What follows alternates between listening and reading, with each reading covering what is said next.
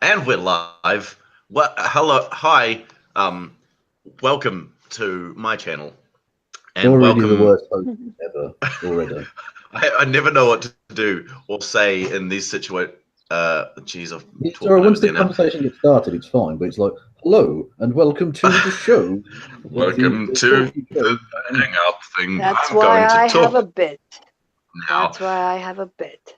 I could have a bit if I wanted to, but I choose not to. I just want to just make it more. You just want to be awkward every personable. single time. Anyway, Awkward. welcome to the hangout. If you're in the audience, thanks for joining us. I've got some fun friends to have a chat about various things about various things. Are your fun friends going to pop along in a bit? Because there's none here. Yeah, they'll be here soon. Don't you worry. Right, these dickheads will fill in. Say hi, friends. Hi, friends. Nah. Hello. You guys are the worst. You are the worst, bro. You guys are the worst. Now give me some chicken. No, no, German sausage is the worst. No, it's the best worst. It's the best worst. It's the worst. I've been learning my German again. Like I go through these phases of like learning German for like a month or so. Warum? And so warum? Just because I can. I like it. But I have been doing. You're sick. Yeah, I know. I'm a sad person. It is an incredibly logical language. I've never tried to learn it, but everything apparently makes sense, unlike English. Yeah, English is stupid. I was about to say, as obviously a proud Brit as myself, it's only right that we don't learn German. That would be. Speaking as a true monolinguist, Kevin pipes up. Well, exactly. All I'm saying is, what was the point in winning the war if we're going to learn German? Faces. Exactly. So that when you go to the Canary Islands, you can actually order something because there's more Germans than English in some of the islands. I actually went there, and well, not the Canary Islands, but the Germany place, and I was able to order stuff in the no. The Germany place. No. That won't do. So what were you able to order? I ordered some apple wine. Yep. And I paid for it and asked how much it was and all that sort of business. So. What was that, Ted? The Germany place would be funny if the place wasn't actually called Germany. It is a more complicated way of saying the same thing. Willkommen aus the Germany place. Well, that's the thing. German as a language is such a hideous thing. It's probably second. No, it's so lovely. I love it. I love it. No. Das ist falsch. Presswarten. No. Anyway, so I don't know what we had a couple of things that we sort of talked about that we wanted to kind of discuss. Like community wise, I kind of wanted to use them as a jumping off point for a broader discussion on certain topics, and also we were going to gloat at Kevin because he now likes Rick and Morty. So one of us. You call it gloating. I call it adding to the bullying. Hey, you made the show for us, me and Michael, because you wanted to share it, because you wanted to admit how right we were and how happy you are that we encouraged you to take the risk. I'm 6 episodes in, and I'm reserving judgment, but for now it's been okay. Yeah. No, I saw your last one. You were totally like, "This is a really clever show." He's smitten. It is ridiculous. And it starts off slow, and season 3 is the best one, definitely. So it gets better. It just gets better. I mean, I think it really hit its stride. No, wait, sorry, I'm lying. I was thinking of a different TV show for some reason. Yeah, season 3 is great. Yeah. I had it in my head that there was something else, but yeah, season 3 is fantastic. Except the last episode, I don't know. It didn't resonate with me as much. Are we really talking about this? Come on now, people. Okay, so That's why we got you here, just to gloat. yeah, exactly. That's why you're here, Kevin. Exactly, Gloat. yeah. We're going to gloat Well, for an hour, 2 hours. Well, gloating's all well and good, but we're 6 minutes in and we've not discussed anything worth substance. True story. So let's talk about a thing then. So Shoe on Head. You That's guys a know thing who of she is. substance. Yeah, Yeah, exactly. I was yeah. about to say that's not adding to substance. That's, if anything, the anti. Well, that's what I mean. I want to use it as a jumping board to actually talk about the bigger issue. See, thought about this. Ah. So like the thing that kind of came up. I don't know. He's on Twitter. He's a guy called Matt, and he's got like a skull. You guys probably know who he is. He's a cool guy. I follow him. He follows me. And he tweeted a thing about Shu and her transphobic views and things like that. I've been blocked by Shu for a long time now, so I haven't really seen I haven't really seen anything from her that really redeems her. Like, so let me explain the original thing. There was the original thing that happened, which was her and Greg sitting at filming themselves, watching Riley, Dennis, and Milo. Can't remember his last name. Milo. Stewart. And Milo Stewart, that's the one. I've been too mired in Milo Yiannopoulos. Anyway, Milo Stewart, Brad Dennis, sitting there watching them and being like, like laughing at them and saying, look, they're not even trying to be something, just a bunch of transphobic nonsense. Isn't that where she said the apparently, line, what even is it? Yeah. What even are you, or something? Yeah. She referred to human beings as it. Yeah. A side note, Joe Rogan has also done that. And so there was that, and then apparently she apologized at some point. This is something I haven't heard. But we'll talk about that in a second. And then there was the thing that got me blocked, right, was when she Milo put out a video being it was called something like changes and apologies and stuff like that, and he talked about how he wanted to how he was didn't like the attitude that he put out in the past, because he got kind of internet famous because he made some videos calling everyone racist and stuff like that, or something, and everyone that's how he kind of rose to fame. But he was regretting the way that he went about that, and a whole bunch of shitlords like Shu and Greg and Andy Worski and a bunch of others all commented underneath this, being like, "Oh my God, Milo, oh, you sound so like your voice is lower now, and you look, this and that and the other thing, like." Now that Milo conforms to their idea of what a trans man would be, which is basically a cis man, they're okay with this now. And so, yay, welcome to, you're allowed to be trans now. And I haven't seen anything since then that has kind of shown me that Shu has different... None of them have. No. They do this all the time, this kind of gatekeeping, like you say, who is and isn't allowed to be trans. And my favourite example of that, it was one where it backfired, where Blair White spent the better part of 2 years attacking Riley Dennis for not being trans enough or whatever, being a trans trender, I believe they call them. And it ended up being that Riley Dennis ended up having surgery before Blair ever had any surgery done. So I like occasionally poking Blair with that and just going, bitch, if you're going to do the true scum thing. Yeah, so I was so back to, what happened was Matt tweeted out something about that, right? And I kind of jumped on the thing, retweeting it, being like, yes, I agree. I think she's a transphobic trash, right? And I haven't seen anything, but like there's a couple of things that came up. One of them is everyone keeps going, she can't be transphobic. She's got a childhood friend who's trans.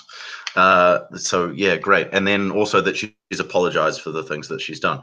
I don't think that an apology really changes. I mean, it doesn't make you any more or less transphobic. It doesn't change your, like, if you don't change your beliefs or your ideas about the thing, and you know, just apologizing for that just kind of rings hollow. So yeah, I kind of wanted to talk about like that in general, that kind of stuff in general, the way that like gatekeeping trans issues and things like that. Over to my friends. Go for it. Talk about things.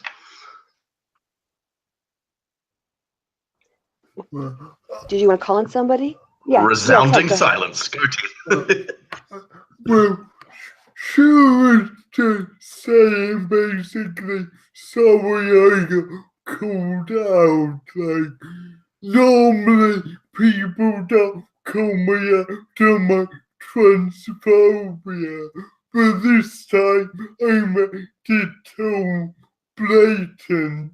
Sorry, I'll be more cryptic next time. She's not sorry about her opinions. Yeah, I mean, if she's gonna, that's the thing. She's only doing it because she's been like, if she was like, I'm against transphobia now, people are saying that she's you know, she's good for trans issues or whatever because she's like shitting on TERFs or something on Twitter now or something, you know, like she keeps calling out TERFs. But I mean, calling out a couple of little TERFs on Twitter doesn't really cut it. I mean, you could call out the transphobia within your community. That'd be great. She's still friends with people like Lauren Southern, who literally, in order to be a transphobic piece of shit, decided to try become legally a man in Canada. Not because she actually is trans, but she just wanted to mock trans people. So fuck her and fuck you. Like, you can't. To associate, guilt by association works when you wrongfully associate someone with someone else and say, oh, well, all of their views are this. But I'm not saying that Shu is doing that at all, but you can be judged by the company you choose to keep. And when you say, if people, I mean, people defend her saying that she's not transphobic or she doesn't, you know, but I mean, that just doesn't sit right if all this other stuff points to the fact that she still holds these toxic beliefs, you know? Yeah. Like Michael, I am hashtag blocked by Shu. So I don't see her tweets either unless somebody screen caps it and reacts to it. It just seems to me a general rule. An apology is a first step, and the next is the change in your behavior. And I don't know why she's, you know, taking on TERFs. It might be to be a mocking a form of feminism. I can't see what she's saying, but like you said, just because she attacks people, that doesn't mean that she's right. Her behavior has changed in a positive direction that actually demonstrates she's not transphobic. And that's why I think, you know, apologies are the first step, but they in and of themselves aren't actually the solution to the problem. The solution to the problem is a change in your behavior and the words you use and the attitudes you hold. Yeah, exactly. There's a difference between saying sorry and apologizing. Just saying the words means nothing if you don't A, understand what you did was wrong and why it was wrong, and B, dedicate yourself to actually correcting that behavioral mistake. And like I said, I mean, you know, I still don't think that, like, if I had a talk with Shu about this stuff, you know, the kind of true scum thing that you were saying, Kev, the fact that she is kind of gatekeeping for trans, she has an idea about what trans is, being trans or transgender or whatever, and she is, you know, dictating who can and who can't be trans, and that's fucked up, man. You know, if she's gonna keep doing that. And I want to comment upon, and it's got nothing to do with the thing being discussed, but you've moved from one house where you were being trolled by birds to now being trolled by a single dog. This dog, man, she's the cutest motherfucking dog ever, but she can be such a pain in the ass sometimes. Oh my god. She keeps me on edge. What was I saying? I don't like that at all. Well, you know, people in general, like I've been talking a lot with I mean, I've discovered this subset of trans people called true scum, right? That basically are trans, but tell other people that they aren't trans because of their ideas of what trans is, and it's really bizarre to me because just for shorthand, they're white. Yeah, exactly. And it's bizarre to me because it's like you're trying to tell someone what their like identity is, which makes no sense. How can you possibly tell or know someone else's like identity? Yeah, exactly. That can only literally, by definition, can only be known by the person themselves. And even in most cases, it's complicated. So how the fuck someone from the outside can possibly hope to tell the other person this is what you are is so presumptuous and so entitled. Fuck you. You know what it reminds me of is Ted. Sorry, I was just gonna see if Ted had something he wanted to say. Yeah. Do you want to say something, Ted? Sorry. I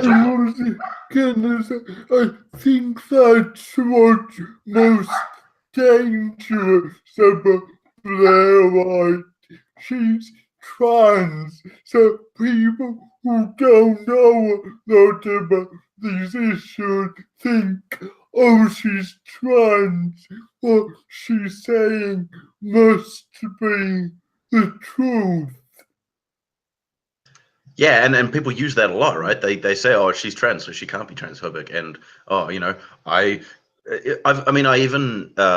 have a friend of mine who's trans, and I think I've talked about them before, and they, when I first met them, they told me that they had got a lot of information about trans stuff from Blair to begin with, and have since kind of changed their the way that they think. But I mean, you imagine a kid who's discovering that they're trans and them getting their information about that stuff from Blair, that's gonna fuck them up. It's gonna be not just that. It's partly ignorance and partly lying that she does that's really dangerous. She sent a dogpiling crew after the parent of a trans kid. What? Because this was a while back now. She was on the front cover of was it National Geographic, I think. It's like this, the first trans kid or whatever in America that had some sort of realignment surgery or something. And she, excuse me, Ted. Yeah. Ted, you may have endowment which probably hurts your lower back, but you don't get to sneeze over me, boy. Okay, it's not happening. No. In the spirit of speaking German, Gesundheit. Go to my mute button. There it is. I hope you didn't like mucus all over your desk, because that happens when I sneeze all the time. We've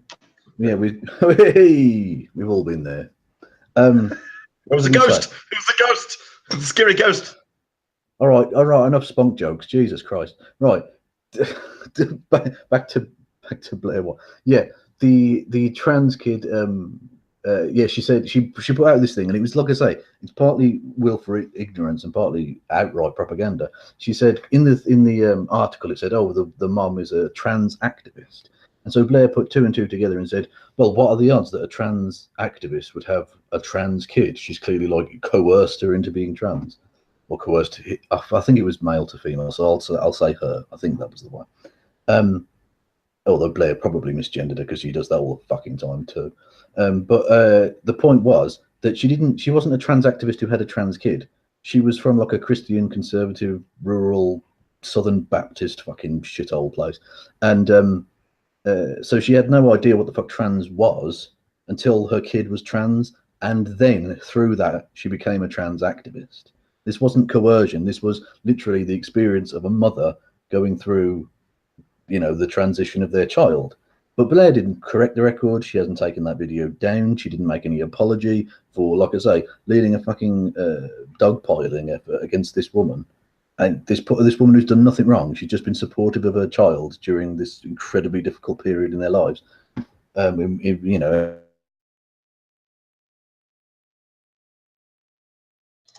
Keb's out. He's done. Prostitution and suicide issues, the rest of it.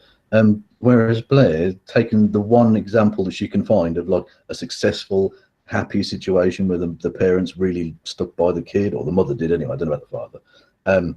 and shit all over her. And you just think, that's disgusting. You are such a dangerous person in many ways to the trans community. Yeah, well, that's right. I mean, like, we were talking about some trans friends of mine on Twitter who got dogpiled by Shu supporters because she decided to put up, you know, it was screenshotted, but they still got dogpiled by, you know, and it's like, if you're a trans ally, why are you doing that? Come on, you know, that dog. Someone else talk. Chat by just repeatedly typing bark in. So not the classical composer, the word bark. Not, you know, bark. That would be so. What is the what's is it a her or he or what is it? Because there's not something obviously that's stimulating the agitation. So is there like the doggo a curtain? Who? No, she's just outside and she's barking at all the things just because that's what she does. She's young and barky. Okay. Excitable. What was that, Ted? She's excitable. Yeah, so, excitable. Yes, very excitable. She's cute all the time.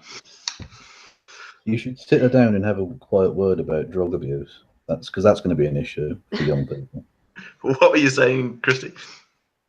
No, I was just asking. Let's trying just to. Jesus. Oh, that's right. Yeah, no, I was going to bring up that. Nick in the chat just meant that was something I was going to say before about shoe on heads. So Kev, do you know the video that Gwen made about shoe on head? Yeah. You know the pink tax thing. How long ago did Shu make the pink tax video? Do you know? I'm not. Is it a recent? Sure. It was relatively recent. Right. But I mean, exactly. It just, I mean, that just shows you again. It's another example of Shu just being an ignorant reactionary. You know, she.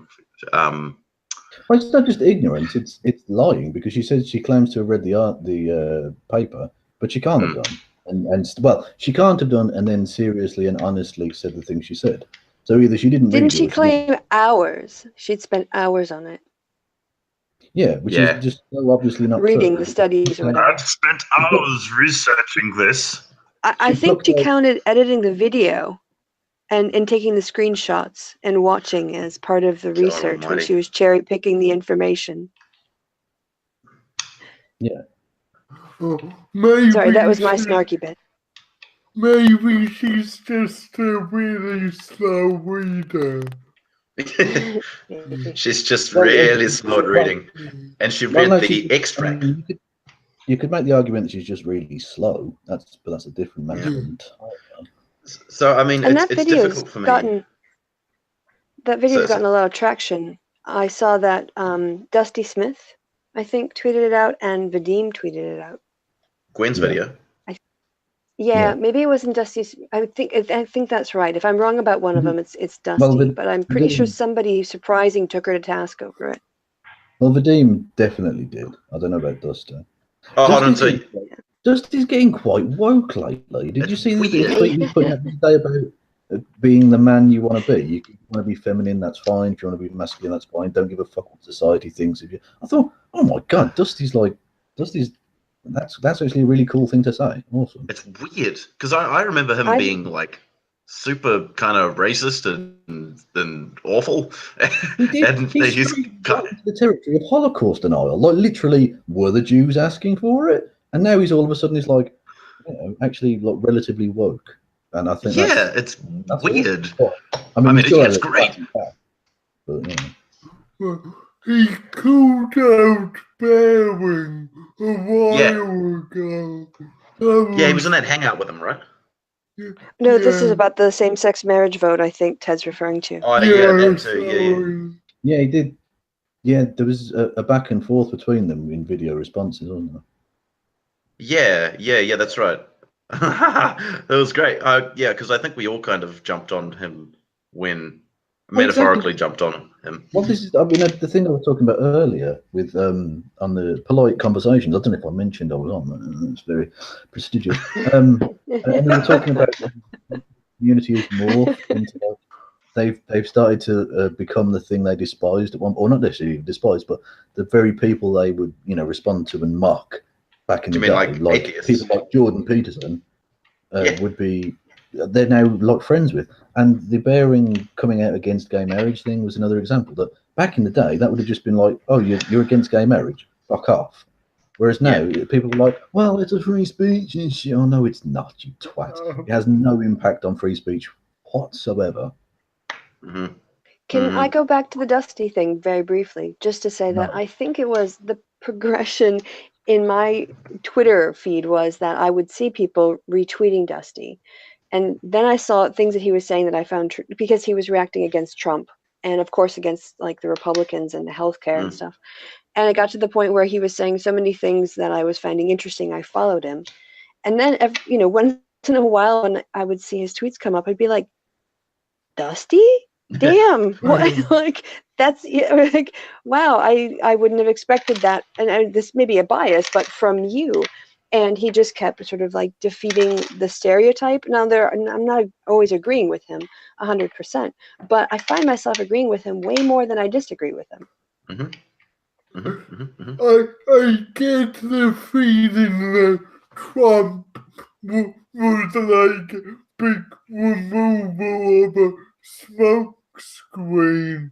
So when Sargon started supporting Trump, I noticed a few then Sargon fans jump ship and say that actually no, this finally realized he's just a right-wing dickwad. Yeah, it's weird though, because like these guys can say and do the most deplorable shit and no one bats an eyelid. Even Sargon declaring his love for Trump. I mean, it didn't really hurt his brand at all. It's weird. No, well, he's on the left, friends, right? Yeah, he's on the left. Is he? Yeah, that's why he, supports French Nazis for president and stuff. Yeah, it was. Can I have a social science moment here? No. So when I was doing the research for this, the People Without Religious Belief in the U.S. article, and I'm almost done writing. It's running a little bit late, but it's still before the deadline. One thing I noticed was the two questions that they used as sort of proxy for progressive or liberal, in the U.S. parlance, to conservative or regressive politics was on same-sex marriage and on abortion rights. And then I just thought about it and went, these are not really good measures of people being on the left or right, because there are a lot of sort of libertarian guys, kind of like an Amazing Atheist or something, who think that weed should be legal, gay people should be able to marry, and abortion should be legal, but they're not really progressive in the way that we think of people on the left as being sort of on the spectrum of left to right. And so I feel like there's a measurement missing there of actual progressive to status quo spectrum within the religious nuns in the U.S. to get a better sense of where people really are politically, even though the nuns overall lean toward the Democrats. Well, surely all nuns are religious, aren't they? That's the point. Nuns, N-O, not N-U. I totally thought you were talking about nuns as well. I was like, I said the religious. Well, the people who. Yeah, the thing about non-jokes is you don't want to make a habit of it. Oh, you and your puns, I swear. I don't get it. They've got little habit. They wear what? They've got a little hat. Their hats. It's called a habit. Oh, really? I didn't know that. Yeah. I learned something today. Very clever pun, which you should laugh at, you fuck. Ha ha ha. Ha ha ha ha. Speaking of religious. Speaking of religious, I think Christy said this before as well, but the people that are kind of leading the free speechy movement thing, that that people like Sargon and all those kind of used to be anti theist people have kind of jumped onto. I think people like Ben Shapiro, Jordan Peterson, Dinesh D'Souza, these guys are all saying the same stuff and are being supported by these people. It's weird and stupid because, like you say, maybe 10 years ago, these people would have been laughed out of. I mean, Dinesh D'Souza. Yeah, ridiculous. Felon. He's a felon. Yeah. Hey, this kind of segues into the Day for Freedom. Oh, Day for Freedom. Day for Freedom. Yes, I feel so free. I've decided I'm going to go down to London and do some, hardcore interviewing and things. So what's actually happening down there? Journalism. Can you explain to us, Kevo? In Whitehall in London, which is like the epicenter of British politics, it's like where Downing Street and the House of Parliament and just down the road from Buckingham Palace and all of that, and the Cenotaph. And is that where they store the pigs? Where they what? Sorry. Where they store the pigs. Store the pigs? What are you talking about, boy? For the Prime Minister. He isn't the Prime Minister anymore. Prime Minister it's a David Cameron joke. Anyway, you friggin' get on my case for not getting jokes. Jesus. Well, I apologize. I thought you would know that he isn't the Prime Minister and hasn't been for. I'm from Britain. Continue. I know you're fucking Prime Minister, dickhead. I mean, it's not that. Sorry, I don't sit down and watch political TV all friggin' day. Jeez. Have I got news for you? Is enough. I've actually just been watching snooker for the last week, so fuck off. That's so much better. That's literally true. That's what I've done for about a week now. Is literally just watch snooker. Oh my god. Anyway, so Pep, do you think it's going to kick off? What, the football? What are you talking about? No. Do you think that Antifa will show up at the Day for Freedom of Freedom? Yeah, we were talking about an actual thing, weren't we? Yeah, we were actually. Yes. So yes, in centre of London, they're having this thing called the Day for Freedom. Now, I'm not entirely sure who's going to go because in the video that he released, which was really funny, they were ripping off like they had like duct tape over their mouths, I was really disappointed to find out that wasn't an ISIS abduction video. But never mind, it was just these fucking idiots playing the victim. So they rip off the thing, and Stefan Molyneux pulls a silly face, and they're supposed to be like, "Oh, now we can talk," even though we've all got massive platforms. So they're not arrested and shit. But anyway, so they're all going to be there, except I think a few of them, like Brittany Pettibone, Lauren Southern, Martin Sellner, are all banned from Britain, I believe. So I'm not entirely sure why they were in the thing advertising the event in London, because they literally can't be there unless they enter the country illegally, in which case I would happily pay my taxes double. Fuckers locked up forever. They could broadcast a video by them or pipe them in live.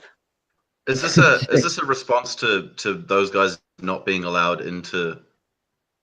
Well, I'm not entirely sure why they're doing it and why now, but they're basically going to have like speeches and shit, aren't they? They did have a mission statement, and they wanted to talk about standing up to like government oppression of free speech, which I took to be sort of like a Dankula, but whatever reference, and police oppression of free speech, and also like corporate or social media oppression. So basically, Twitter. Oh god! Well, the thing is, those were their three targets. What are they talking about? Police oppression? Like last Friday they had prosecution of. Yeah, but the last Dankula, Friday they had the Dankula sentencing protest in literally across the road from Downing Street, literally where the fucking Prime Minister lives and shit. And no one was arrested. The police, the Gestapo didn't come down and fucking gulag them or something. But I've mixed up two. How many people were there? You get the idea. The Red Army didn't steamroll their fucking houses or anything. And they're going to have another one this time, and they're being allowed to talk. Tommy Robinson, there was a big thing about, the freedom of speech at Speaker's Corner. He gave his speech and he left. He wasn't arrested. Nothing happened. It's such victim playing bullshit. It's so pathetic. These people never shut up. How are they being silenced? And they're paid to do it.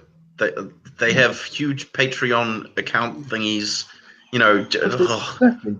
Sargon goes about being silenced. If that were true, if there were government oppression, why are you not in jail? If we don't have freedom of speech in Britain, how are you not in jail or dead? Like when I had that brief interaction with Coach Red Pill, right? I went on his fucking chat thing and he'd been talking to Bronx for ages. And I came on and said that you know, Milo Yiannopoulos didn't have his free speech infringed by him being deplatformed at Berkeley, and he did. He can still speak. And Coach Fred Pill said, "No, Michael, you're not that stupid. Don't you know exactly what something. You know." So they seem to have an alternate understanding or view of free speech. Well, no. They know full well what freedom of speech actually is. They just want to try and play it for their advantage. They want a platform to be able to speak from, an audience to listen, and for no repercussions to exist. None of which have been prerequisites or a part of your guaranteed right to speak. You can speak, but you're not guaranteed a microphone, a platform, an audience, or no repercussions. If you want to go and shout at the pigeons in the fucking park, you are allowed to do that. What you're not allowed to do is demand, oh, I get to speak at this place at this specific time, and there's a dog, an awesome little dog. Sorry, distracted by that. Yeah, you're not entitled to those things. Okay, if Berkeley want to shut you down because they don't want you speaking there, or the student body or the faculty don't want this person there, tough shit. You don't get to fucking speak there. They're nothing to do with free speech. Don't be an idiot. Yep, all the time. I'd love to actually have a talk with one of these people, because they don't seem to get it. The only time I've ever had a discussion with anyone about free speech has been on Twitter, and it's such a ridiculous platform for having any sort of discussion. It doesn't work. I think Ted wanted to say something. Yeah, go. Sorry, I keep forgetting. Sorry, Ted. Don't worry. I'm just thinking of my world. When I used to kick more, there were venues, clubs that never got back to me when I said, "Can I ever kick here?" I did think of all my free speech being compromised. I was like, oh, shame. They clearly don't really like what they do. Find another venue and a fucking story. I don't see the difference. They clearly don't have a sense of humor, because you're fucking hilarious. I don't see why they would want you to think. The free speech people, they really annoy me, because as I've just outlined, it's got nothing to do with your ability to speak at a certain place. Your freedom of speech basically means the government can't fuck with you on this, okay? And that's basically all it's ever meant, and all it really could mean, because that would mean infringing upon other people's rights not to have to listen to you, or for them to not have to host you if they don't want to. But one area where they don't seem to care, and this is where the emphasis they put on whose free speech, quote unquote, that they protect, is that when Donald Trump, who is, let's bear in mind, the executive branch of the United States government, when he came out and specifically called for NFL players to be fired for taking a knee during the national anthem, a perfectly peaceful protest, not hurting a fucking fly, not impinging upon their ability to do their job, nothing, right? He called for them to be fired for doing peaceful protest. That is the government infringing upon the free speech of others, because you are directly calling for the cessation of their employment. That's clearly coercion being done by a branch of the US government. That is an infringement on free fucking speech. Infringement, I should say. I want you to go to the Day for Freedom and say that into a mic, Kevin. I'd love to, but I dare say I'm not going to be entitled to a microphone. But what I will do is go ironic. Well, exactly, yes. I wasn't invited, but it's not going to stop me. I pay my taxes. I can go and walk on that piece of pavement / sidewalk for the Americans, and interview some folks. Entitled to a platform there. Well, exactly. I should say, well, why are you signing something? Why am I not allowed to march into the fucking British House of Commons and demand to speak with the Prime Minister forthwith? Why can't Dusty go to Mrs. Milwaukee for his dance off? Exactly. All you need to do is dance around some people. Let the man jig. Fucking hell. Just let him move that booty. Exactly. Hashtag free Dusty. The dance. I'm going to go there and mention this to them, because these are all Trump supporters, and They don't seem to realise that that's directly to go against your supposed principles of absolute free speech. He also did that for that that reporter who like criticized him, right? That was like a black woman who criticized him, and he called for her to be fired. Well, yeah, exactly, yeah. And like I say, Christy may be able to correct me here, but I think I'm right in saying that he alone is one of the 3 branches of the U.S. government. Yeah, the executive branch. Yeah. Yes. Yeah, that one human being directly elected is the executive branch of the U.S. government, and directly for the cessation of employment due to peaceful protest. That's an obvious and clear attempt to destroy people's freedom of expression. Did you guys see Marlon Bundo? No, I don't know what that is. Oh, yes, Bundo is the Mike Pence's daughter's bunny rabbit. Yes. So like. Oh, right, the rabbit. Yes. Oh yes, the rabbit, of course. But like, did you see John Oliver go? Well, obviously you didn't, because you'd know what I was talking about. John Oliver did a bit on Mike Pence, right? It must have been I think it was like a month ago or so that I just watched it, and it was fantastic. So he talks about Mike Pence and how much of a deplorable piece of shit he is, and all of his awful ideas, and gay conversion therapy, and there's people that he supports and all that sort of stuff. But at the beginning of the bit, he says, "I promise by the end of this, I'm going to say something nice about Mike Pence." And then what he says at the end is, "I really like his rabbit," which is called Marlon Bundo, which is fantastic. And then what happened apparently was Marlon Bundo has released a children's book. So it's I can't remember what the wasn't Marlon Brando was bisexual, wasn't it? Maybe. I believe he was screamingly so behind the scenes. Even though technically it would have been rather illegal, certainly in the early part of his career. Yeah. So the fact that he's got the bunny rabbit of this homophobic prick is named after a bisexual man is quite nice. I like that. Well, the fantastic thing that's happened is John Oliver has made a book about Marlon Bundo as well, like a kid's book, which he released the day before Mike Pence released his Marlon Bundo book. An unofficial biography of Marlon Bundo. No, it's a kid's book about Marlon Bundo and his journey, like falling in love with another male bunny and then wanting to live together and be happy and all that sort of stuff. Like that one, was it David's got 2 daddies? David's got 2 male bunnies. Yes. I love it.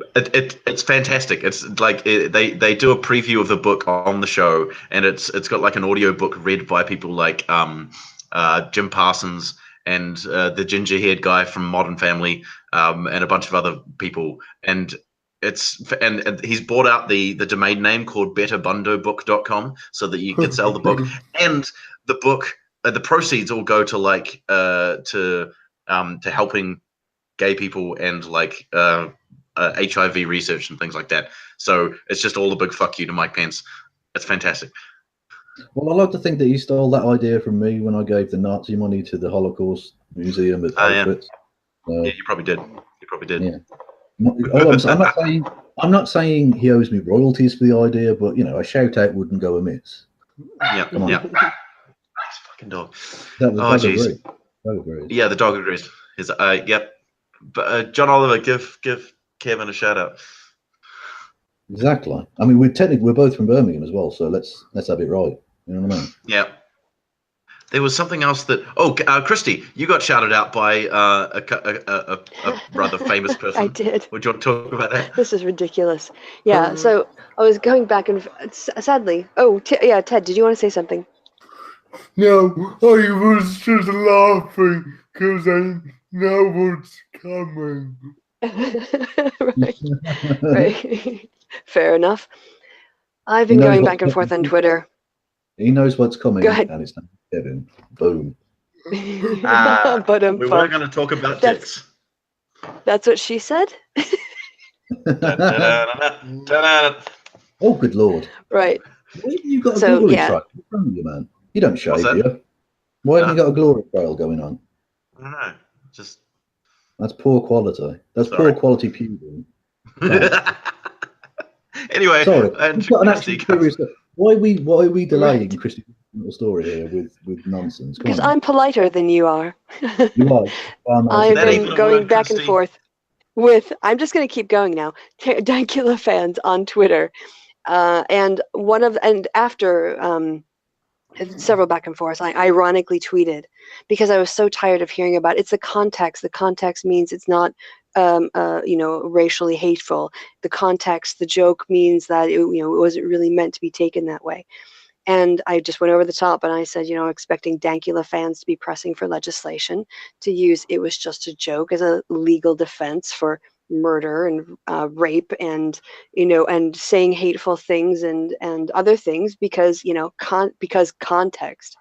And someone had screen capped it and he retweeted with the question, is this parody? I'm like, yeah, because context, that doesn't sound sarcastic, but Paul Joseph Watson can't really tell. Well, I like the fact that he can't tell the difference of what is parody or not. When this is a man who literally publishes a website that has an article entitled, and I quote, "Hillary Clinton is literally a demon." And he doesn't mean that in literally Hitler way. They literally argued that she is a hell spawn creature sent to Earth to destroy mankind. Weird. I'm kind of excited I that will say that. Alex Jones.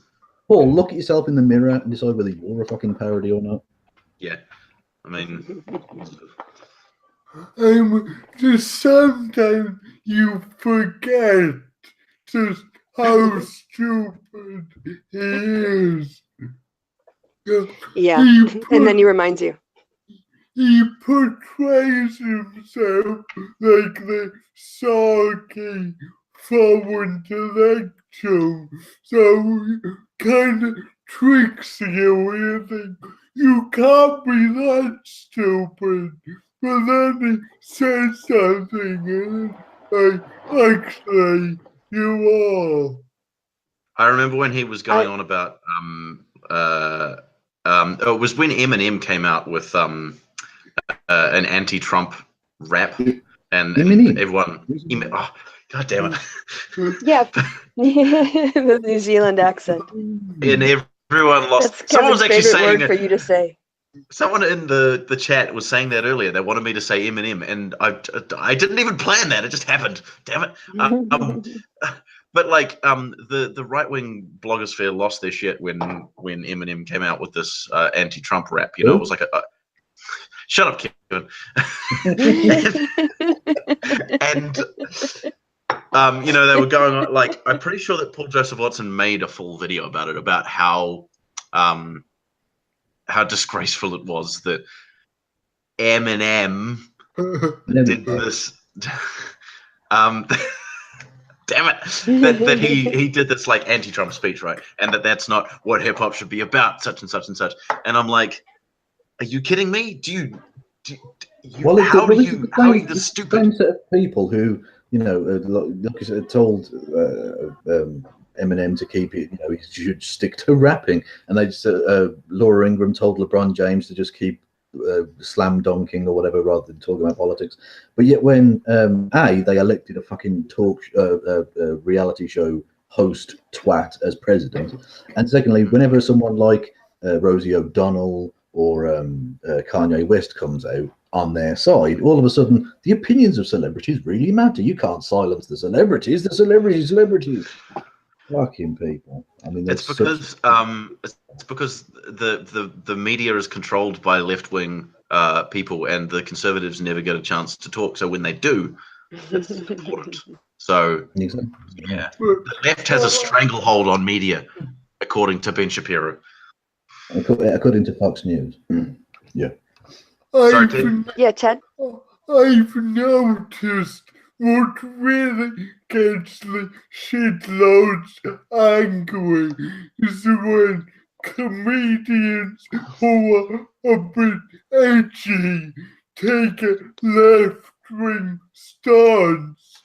That's really shitloads angry. Like, I think Jim Jeffries had an epic rant about Trump or Bill Maher, and Bering was so happy. How dare my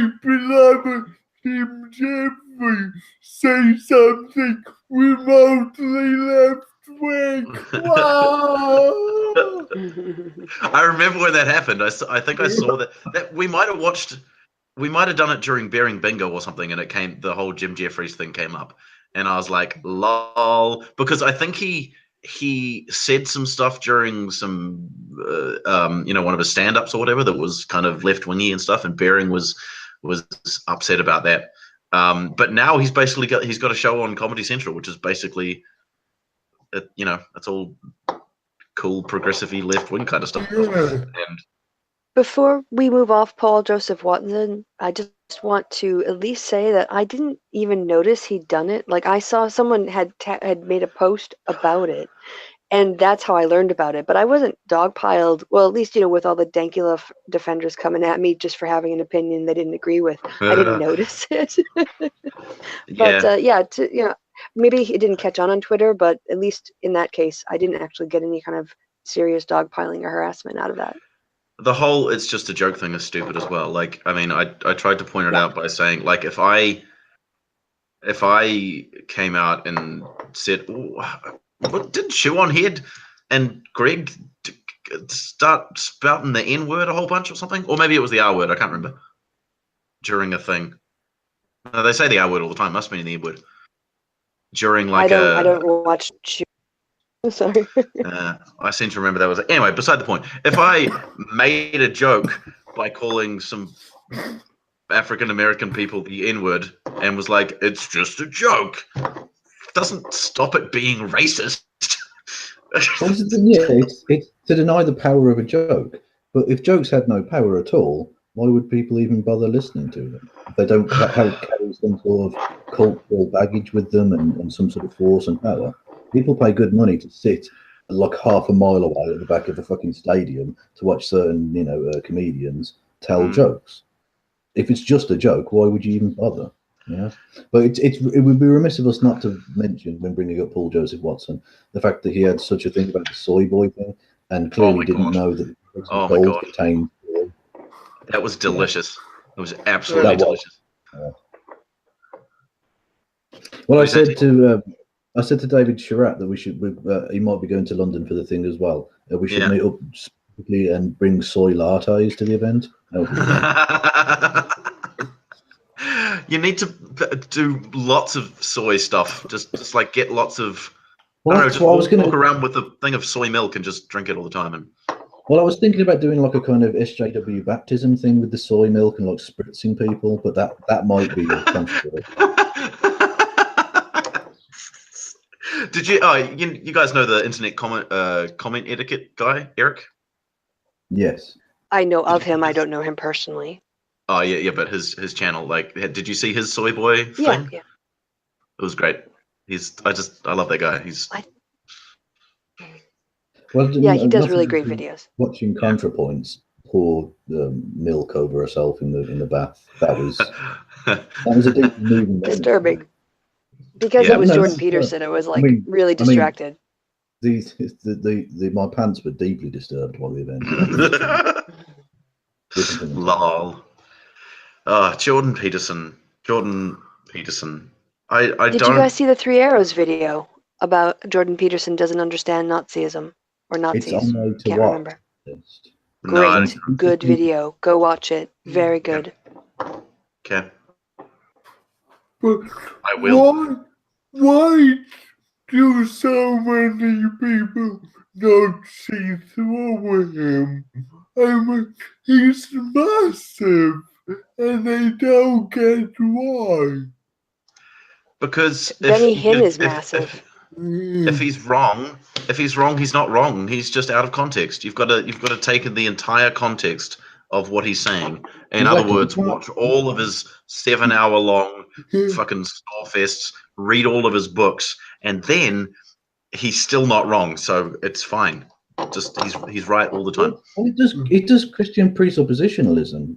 So it can't, because literally you can't be an atheist because you can't know anything without the gods. That's what I was going to say. Is the thing?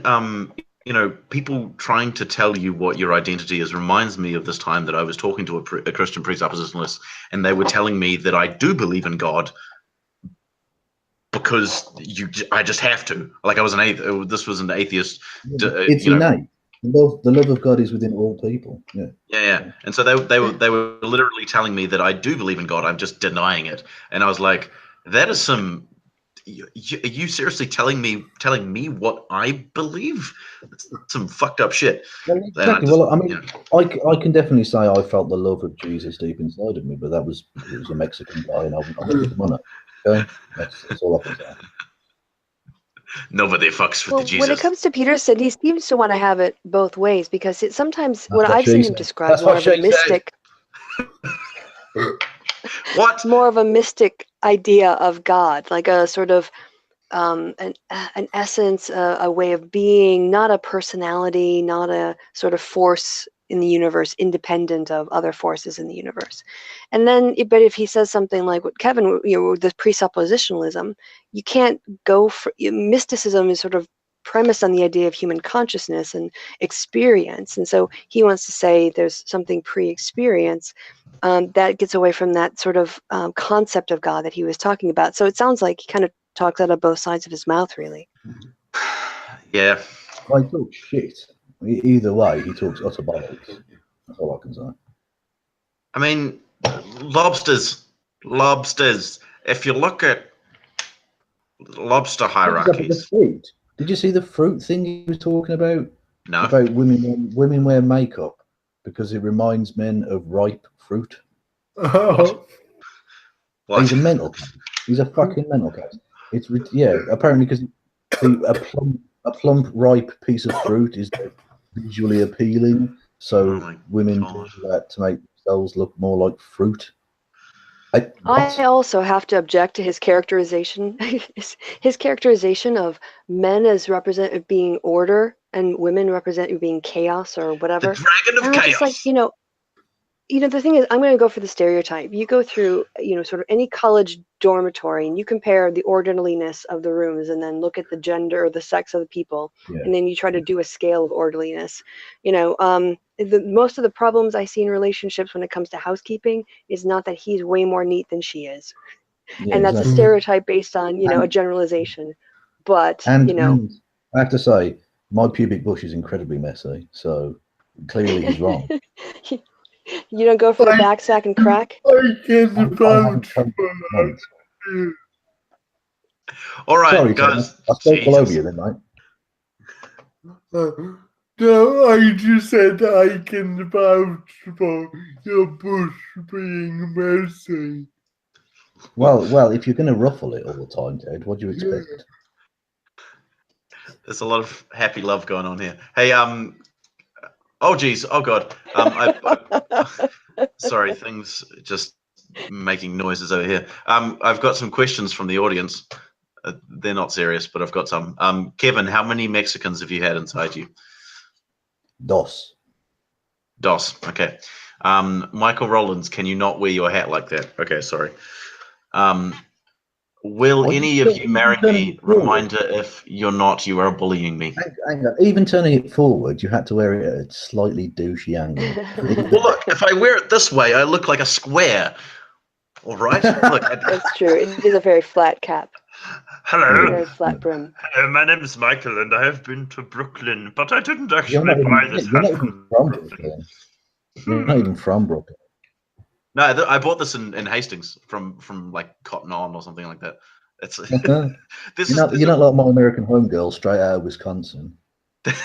There's this weird trend at the moment in New Zealand where you got like all of the stores, clothing stores. They all have clothes that say like Brooklyn and New York and stuff on them, and it's really bizarre. I don't know why. Well, yeah, but only me. I'm as Wisconsin as cheese. Ugh, cheese. Yeah, well, American cheese. America's Dairyland. Yeah, well, we're the second largest producer now after California of cheese. Cheeseheads, Packers. American cheese. I think you should always put quotation marks around cheese when it's preceded by American, because it's not really. It's but yellow. It's a lovely orange color. Exactly, orange cheese. What the?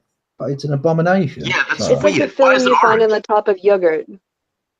Why is it orange? That's the color of cheddar. That's the color of cheddar. That's wrong. But it's more like it's very, very mild. There's orangey kind of cheeses, but it's not nearly as orange as the powder and macaroni and cheese, which is like neon orange, like hunting blaze orange. Do you Sorry, guys? we're off on a weird tangent. Yeah. I think eating American cheese is like a cry for help. Clearly. Do you guys follow Matt Walsh on Twitter? Yes. Mm-hmm. Did you see the thing? Did you see his thing about lack of male spaces? I replied to that. Yeah. I actually replied to that. My reply was because he was making the point that the thing about male spaces in the U.S. starts at home, where men have to carve out a space in their garage or their basement to have quiet time to themselves. Ah, thank you very much. See how close I was. Yeah, the lack of male space. The lack of male spaces in our culture begins in the home. That's a bad accent. Where a man is often forced to set up his man cave in the garage or the basement if he wants any space to himself in the home he owns and pays for. Tweet number 1. Tweet number 2. It's sad to think a man who hangs out all day in the garage and then is often banished to the couch at night if his wife is angry at him. He allows himself to be treated like a dog in his own home. Look at it. If you're a dog, you can lick your own balls. So have fun. There's so much awful in that series of 2 tweets. Like so much awful. There is a lot packed into that for such a short little message. Yeah. My reply to him asked, "What is the name of the space in the house that the woman carves out to have quiet time to herself? What's that called?" Toilet. Yeah, exactly. The toilet. Ugh. Yes, when she's having a shit. That's the only time she's left the fuck alone. Jesus. And then the cat tries to come in. Yep. Oh, I do. Oh, yeah. The other day I was enjoying my morning constitution, and the cat decided to barge in as he always does. And I thought, I love him dearly, but I do miss having his shit in private. I really do. That was a nice moment. Just close the door. Why don't you? No, because he scratches at the door, and then I can't enjoy it in peace because I've got this scratching noise at the door, which is even worse. And then he tries to curl up in the fucking sweaty boxers like a mental case. What the fuck? Weird little beast. Do you ever stare at him when he's trying to have his shit just so he knows what it feels like? I do, but he knows, because if he's having a shit indoors, he knows I'm going to have to clean it up. So it's not an enjoyable one for me. It's just... So, like...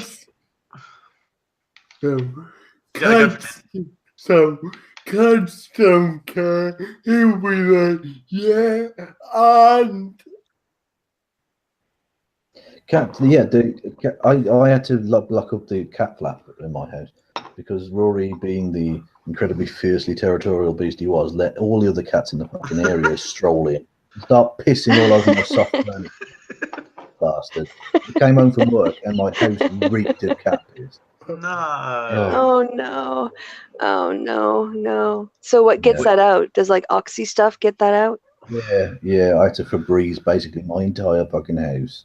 Yeah, it was very annoying. And Rory just looked at me like, and what? What you fucking want from me? Jesus. We have here. Do cats have to be microchipped in the UK? Nah. I don't think they have to here, but I think you can get them. And like we've got you can buy these cat doors that only open for the cat with the microchip in their neck. Oh, that's good.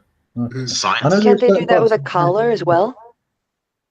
Yeah. No, it has to be surgically implanted in them, Christy. Just seems safer. All right, Miss Scientist. Jesus. I know there are parts of New Zealand where they're not allowed to own cats and dogs because of the endangered kiwi bird. I don't know if it's that you're not. There are definitely people who campaign for like fucking Gareth Morgan who wants to get rid of all the cats because the cat, and I'm like, okay, I understand. I want to preserve New Zealand nature and stuff, but well, yeah, but I mean, all I'm saying is, if you're so rubbish that your defense against a cat is to stand still and see what happens, nature takes the fall. Darwinism, get munched. To be fair, they only do that now because the British brought cats and dogs and weasels and stoats and stuff into the country. Well, tough shit. If you got lazy, you decided to stop flying. Tough shit, you get eaten. Kiwis are a pretty good, they're useless. metaphor. They're a little ball of they're a little ball of fucking useless fluff with feet and a stupid little face. Fucking birds. They're really cute. They're really Why cute. don't they just have couldn't they have a law that says if you are going to have a cat and you let it out, it has to wear a bell or some multiple bells? Well, no, because they don't run away. They don't run away. They're useless. They're fucking useless. But they're very cute. They are absolutely pathetic. All right, can we stop shitting on my native bird, please? Well, it's backhanded compliments, really. Exactly. Yeah. They're better than me because I don't know why either. Fucking hell. Also, interestingly, do you know the song "The Bluebirds Over the White Cliffs of Dover" thing? No. The World War II tune. Don't be a Lynn tune. Quite famous. Anyway, yeah, that was written by an American, and you can tell that because we don't actually have bluebirds in Britain. You would literally never see bluebirds over the white cliffs of Pink Dover. flamingos over the cliffs of Dover. It's just as relevant. Yeah, absolutely. Dodos over the cliffs of Dover. We do have great tits. That is actually true. It's an actual bird, yeah. Yes. So someone in the chat said that cats remove collars, Christy. So that's why they don't. Excellent. Ted was going to say something, I think. No, I just said was again and blue tits. Nothing about blue tits over the cliffs of Dover. You have great blue tits in the UK. I've got nice bollocks as well. They blue as well. Oh God. Yeah.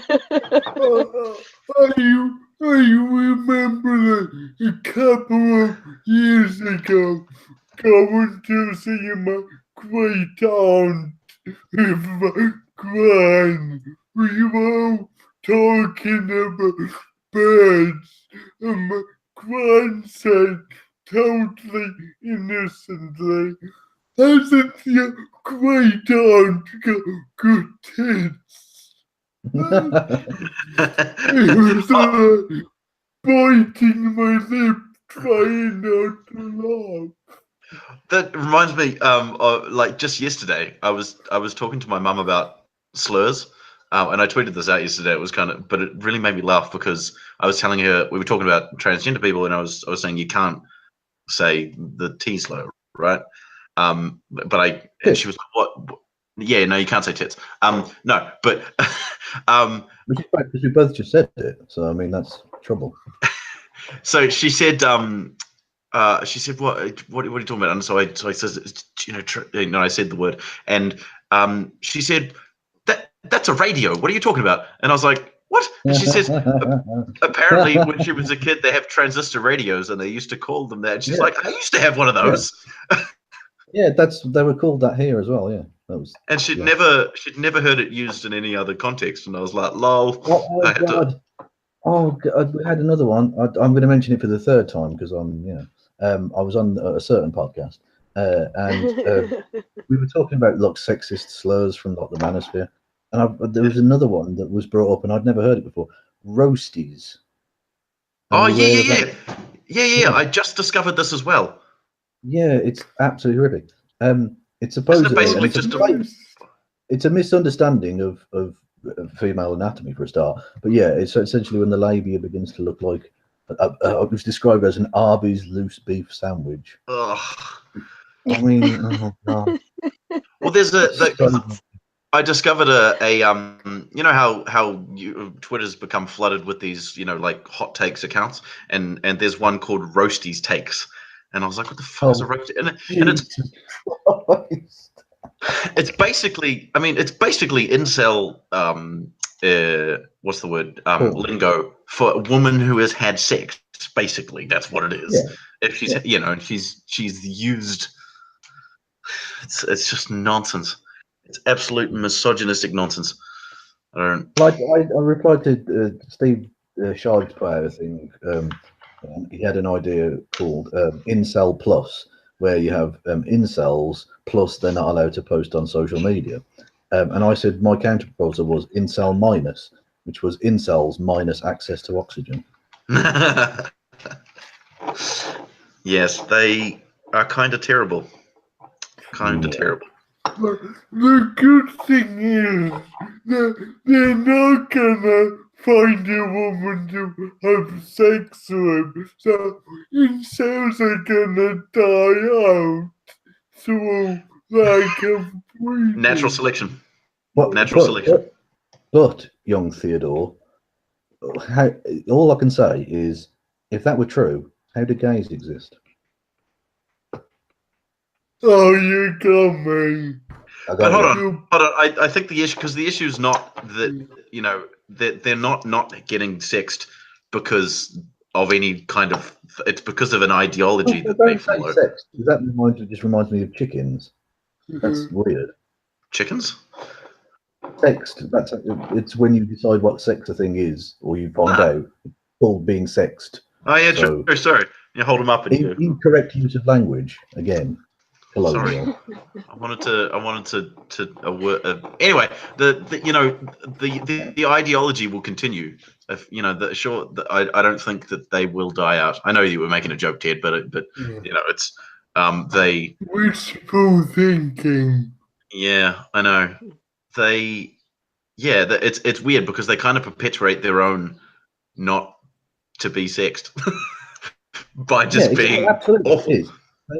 But this is the thing, right? Unrequited love is a bad. Well, it's not. It's tragic, but obviously it's not like no one owes you anything. But it's still sort of tragic. But these people they're not looking for like love and not finding it. They're just fundamentally unpleasant, unfuckable people. They're just nasty individuals who no one wants anything to do with. And rather than accept that's the case and try and improve themselves, they just go, oh no, fuck it. It's these roast beef people or whatever, you know. It's just ridiculous. Yes, it's those bitches who want to have sex with all the bad boys and not me because I'm such a nice guy. It's Elliot Rodger. It's Elliot Rodger. It's Alec Munissian, the Toronto van terrorist. It's all of these people. It's the distillation of that. And it's the thing is, all of them have that kind of violent fantasist element to them. It's just knowing which one of them is going to act upon it, and it will happen again. I've absolutely no doubt about that. What can be done? I don't. To me, the pathology of it is that you have young men who are very focused on having sex, something that requires trust and intimacy and consent. And because they haven't been able to experience that, they haven't been able to access that, they start to hate and get angry. And so they despise the thing, in this case, women, because they're turning women into things, that is, they now decided is denying them something that they're, entitled to, and that these women are causing them harm. And all of this makes it absolutely impossible for them to get the thing that they really want. And that's the really tragic pathology of it, is that if they realized that hating women isn't going to help solve their problems and find other solutions that will, self-acceptance and other things, then this problem would exist, but there's an entire community that feeds off of this hatred and profits from it. But surely it's not about sex, though. Like, I mean, if you want sex, you can get it. But it's not. It's not about sex as such. It's about essentially conquest. It's not about because I had this with discussing Ruth B's work as well. He does obviously pickup artist, so sort of at the other end of the scale. Well, work as in like his literary work, his books and stuff, which are appalling. They are atrocious on a number of levels, not just in a war corpseian sense that they're really poorly written and poorly edited and all the rest of it, / not edited at all in some cases with the same. But the way in which he describes sex, he clearly doesn't actually enjoy it. He doesn't enjoy it. He doesn't enjoy the moment. He doesn't enjoy anything other than literally just the metaphorical notch on the bedpost. That's all it is. It's a matter of conquest and ownership. That's all they care about. There's no deep connection on any level, and that's ultimately why these people will always remain lonely until they change, because they're not able to form actual relationships with people on any real level, other than around their own hatreds of X group. Does that mean you don't love me? Incels define themselves by their celibacy. Yeah. Now, I love you, Michael, deeply, but some would argue a little too aggressively at times. But, you know, just the way I am. Someone asked in the chat about incels, whether we should focus on educating younger children to try and prevent them from becoming that, or should we try squashing the current wave, as they put it? Why is that an either or? Why can't it? Well, not just why can't it be both, but it has to be both, because we have potentially a wave of young men who are terrorists in the making, misogynist killers in the making. So that has to be dealt with, and it has to be dealt with not just as a societal problem, but as a policing and crime problem, as a terrorism problem, because that's precisely what it fucking is. And yeah, you do have to educate young boys and young girl. I mean, society, it's a society-wide problem in a sense. You have to educate people how emotional reactions to rejection and things like that are supposed to work. Teaching emotional maturity to young people is a huge part of dealing with all of these problems.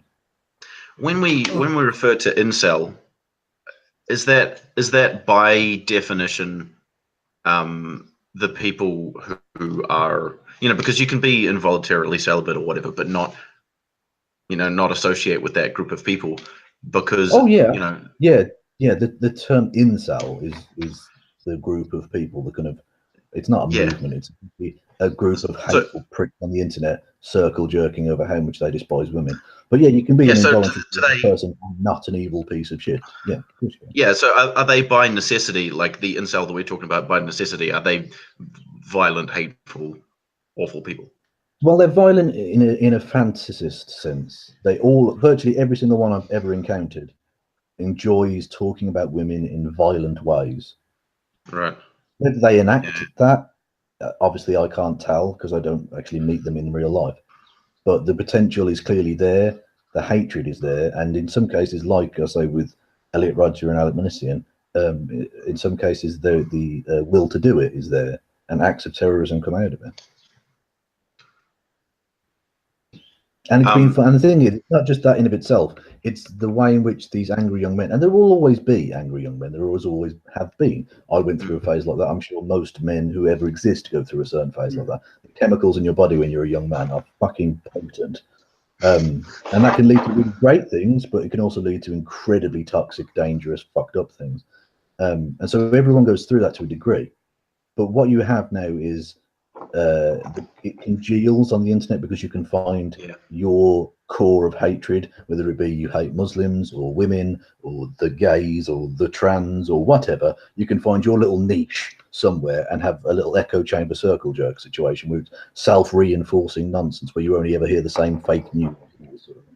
And so what you have is not unchecked, because clearly it's not unchecked, but you have a degree of unchecked toxic masculinity that we've never actually seen before, and it's starting to really, it's going to start to really bite unless we actually do something about this now, because we're seeing it being funneled through, that anger being funneled through to groups like the alt-right, because when you're bigoted towards one group, it's very easy to be bigoted towards any number of groups, and you can be led down that path, because essentially these are very vulnerable people in many cases. They're unlikable and unfuckable, as I said, but they're very vulnerable. They're very mentally ill in many cases, and they can be easily led by nefarious people with evil intent, like the alt-right. And you can clearly see that change in the way in which virtually every single one of these people, like Elliot Rodger, killed a lot of people because of his misogyny, but he also hated interracial people. It's very easy to funnel that bigotry. Can I answer? Yes. Sorry, yeah, go on, Chris. Oh, sorry, to answer the question that was posed earlier. When it comes to, dealing with the younger generation and dealing with people in the movement now, I agree. I think Kevin said it best. It has to be both. But part of it too, I think, is especially with young kids, maybe before the hormones hit, and then with young men when the hormones have sort of like you figured out how to deal with that, or how to live in with that, is to point out how miserable it is to be trapped in that mentality, in that life, and I do really think that it's they're not really happy. And if you had a choice to live a life where you can be happy or not be happy, why would you choose one that makes you unhappy or where you are unhappy? And kind of bringing this is a very simple question, because maybe some people do have deeper issues and they're caught up in this world. But for those who are going through a part of their life, or they were in a relationship and now they can't get back into one or whatever, I think there is a possibility to prevent people from falling into that, from men, young boys who are becoming men, from falling into that trap, and also to show men in that trap there's a way out. Well, there's that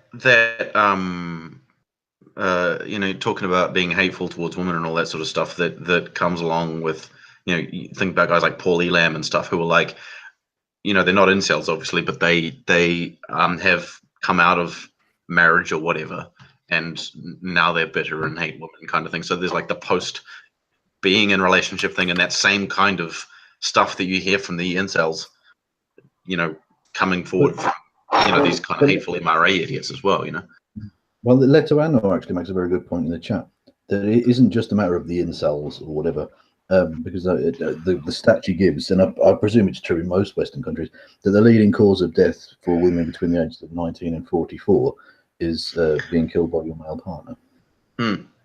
This goes wider than just people who associate with like tags. There is a certain kind of entitlement and toxic masculinity, and I know that phrase is sometimes a little overused, but I think it's absolutely justified in this instance. It's a society-wide problem. It's not just a few angry men on the internet, although they're the most obvious sort of example. And it doesn't help that guns are so readily available in certain places. So domestic abuse cases can become deadly easily. Especially when she's trying to do what they're always saying, why don't you leave him, why don't you leave him, because that's the deadliest time. Sorry, Ted, I interrupted you. No, just but something was written on a piece of paper one day. You can't argue with that.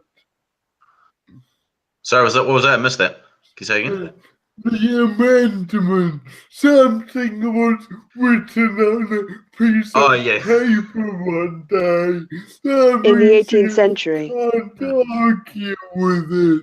You can't change the thing that is called an amendment. Yeah, it's an amendment. It itself is a change to the Constitution. Do you guys want to talk about? Do you guys want to talk about? Well, first of all, did you hear about how Richard Spencer is being sued? Yes, and I laughed my cock off. I did hear he had another website taken down, but yes, let's hear how he's being sued. Well, I wanted to talk about that and Sargon, because Sargon's being taken to court as well. So, do you guys want to talk about that? But that's an open and shut case of intellectual property theft. I mean, that's well. We'll start with Spencer and then go to Sargon. We'll do them out of alphabetical order if anyone else doesn't mind. Okay, so Spencer and other leaders of the Unite the Right rally, the thing that happened, the Nazi thing in Charlottesville, are being. The two main are him and a guy called Jason Kessler, who was the actual main organizer chap who got chased out of town, if you recall. But there are several others who are minors as well. Yeah. So they're being. Who are they being sued by? I can't remember. There's it's a class action lawsuit by the families of the victims from the terrorist incident, including, of course, Heather Heyer, who's the fatality in the incident. Yeah. But there were about 3 dozen or something people who were injured, often quite severely, like fucking limbs permanently damaged in wheelchairs and things, and they're being sued by them and the families. So Spencer's made this video, saying, "Oh, please, I need your help. because I'm being sued. And I'm pretty sure he was saying that it's some sort of, you know, they're using the law, or, you know, using you know, this to try and silence us, and, you know, trying to, you know, you know, our movement and all that sort of stuff. And yeah, well, the phrase they're using is it's lawfare. Lawfare. They're using the law as a weapon against them. God, yes, because when you murder someone and they take you get thrown in jail for that. That's well, technically, I think it's just for legal reasons. I think it's fair to suggest that he isn't guilty necessarily of killing anyone. No. It's the idea that he, as an organizer, led at least inadvertently to some sort of I don't know, maybe some sort of industrial manslaughter or something. I'm not sure. Industrial manslaughter. Some sort of.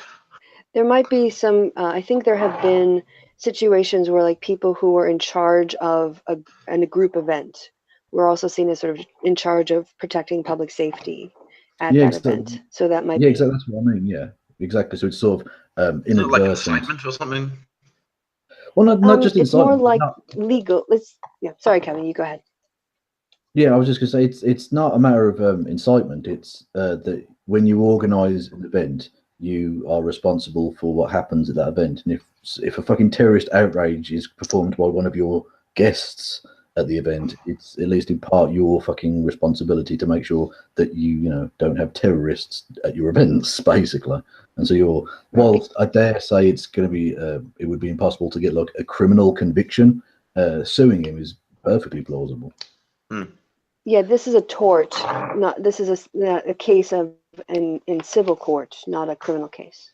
Yeah, exactly. Yeah, he's not going to go to prison for this, but it could fucking ruin him. I hope it does. Financially, yeah. Yeah. It's just so ridiculous. They were having to raise that money and all that. Framing it as a free speech issue.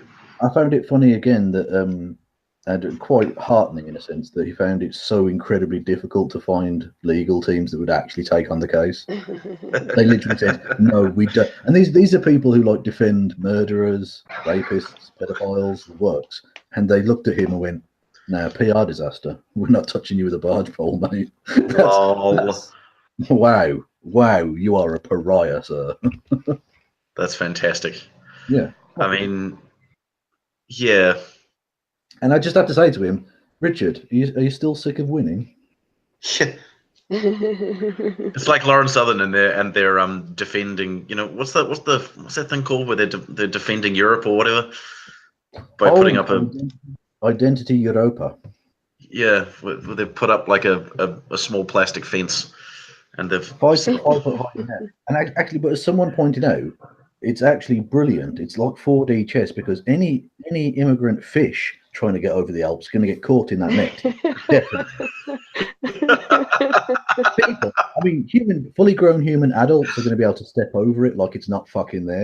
Pointless waste of time. But any fish climbing the Alps are fucked. Yeah, they're playing the long game. It reminds me of that Blackadder skit where the Romans are fighting the Scots, and the Romans have built a 4-foot high wall to try and keep the Scots out or something or other, and they're all just standing around this wall and kind of walking over it as they're talking and stuff. Nice job, guys!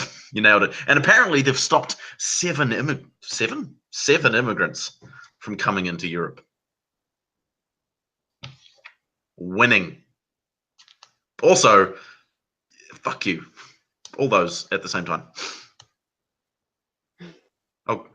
So did you want to then talk about Sargon? Yes. So Sargon's being for copyright. He just basically stole someone's stuff, right? And then put it on his channel. Right. So what happened was there was a woman who made a video about the election night. It was about 10 minutes long.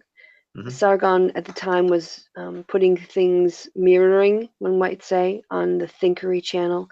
Sometimes, he was putting up commentary or changing it in some way to make it transformative. Yeah, Kevin, you still there? Sorry. Sorry. Yeah, I know. I did have one final point to make about the immigrant wall thing. Apologies. I was just going to say, someone asked me the question under my video. my microphone cut out. Sorry. Yeah, under my video, well, what are you doing to help the number of immigrants in Italy? And I said, well, by doing nothing, I'm actually doing more, because you've kept 7 immigrants in Italy. They were trying to leave Italy, you fucking idiots. Like, you're morons. It's not even an external border they were doing this on. The immigrants were already in the EU and climbed the Alps, and they were going to be stopped by a 5-foot high fence. Fuck off. Jesus. Why? Sorry, go on. Who climbs the Alps? Has that actually happened? Like, people climb the Alps to go? Well, there are tracks. Well, to get to France, through Italy, you have to go over the Alps. But there are. It's not like rugged fucking terrain where it's not like climbing Mount Everest. Like, there are roads and shit. There's like mountain passes and things. So it's not like they're not mountain climbing. They're just traveling like through the Alps, like through roads and tunnels. And they're stopping people from France getting into Italy. No, the immigrants were in Italy, as indeed was this little shitty fence, and they're trying to get over the Alps from Italy through France. And they stopped. So apparently, they claim to have stopped 7, which, I mean, but like I say, it's not even an external border. The immigrants were already in Europe, so they're not stopping anyone doing anything. You just slightly delayed 7 people going to France. Like, what the fuck? Oh my god! It could have been French people trying to get home. They could have been. Exactly. There was an annoyed man there with a fucking baguette and onions round his neck. Going, I'm trying to go home. I need to go home over top of the Alps. Why is there the fence in the way? I cannot go over it. Who is this damn Canadian woman? Get out of my face. Now give me some chicken. Yeah, and she just went, actually, I'm not Canadian. I'm an attack helicopter. Oh my god. Sorry, go on. What were you saying, anyway, Tim? you can make a serious point about Sargon getting his arse handed to him in court. Well, we don't know that I know of. Well, no, but it's going to happen, because it's, like I say, it's open and shut. There's no way he doesn't lose this case. Well, I was doing the setup for the case, and then you jumped in, like, so I can continue. He's always interrupting me, though. Right. That's the point. So, that's the point. I actually found it difficult doing the podcast with another female host. I didn't want to interrupt her, but I felt like I sort of had to, because if I'm not going to keep it going, what's the point, really? You know what I mean? Yeah, you're like the Ricky Gervais to my Carl Pilkington. That's a weird analogy, and I'm not. And Kevin's not an awful, terrible person, so. No. But this was before we knew he was an awful, terrible person. I've not tweeted in support of any Nazis, so it's fine. It's a completely different scenario. That's true. Yes, you're right. So anyway, moving on. So yes, Sargon uploaded this video that the woman made. Keisha. What's her name? Keela? Oh, does anyone remember? Akilah Hughes. That's it. Right. He uploaded basically 2 minutes of a 10-minute video without changing it, without saying anything, and gave it another title. And she put a copyright claim on him. He replied saying he had the right to use it, and then it went to federal court. And the last time, so I've been following it through Leonard French, but I haven't seen anything for a really long time. The case was filed, and they sent out the notification based on the address that Carl had listed in the YouTube form that you have to fill out in order to basically counter appeal the claim or counter the claim. Sorry, I haven't been talking for a long time, and now all of a sudden I have to talk. When he did put that address in, that's the address they used to send him the paperwork, and my understanding was that wasn't the correct address. So there had to be a delay in the case because Carl claimed he hadn't been served the papers, and so they had to use the address like on his papers from when he filed or whatever, but they had to serve him. And there was an appeal. I think they was trying to get it thrown out at that point, and it sounds like from what we've just learned that wasn't successful, and the case is going to be going forward. And now he's asking for money for it to help him with his legal fees. Yeah, even though he earns just from Patreon alone $8,000 $8,000 per month. That is ridiculous. Yeah, that is a huge sum of money. And yet he wants £35,000 for the court case.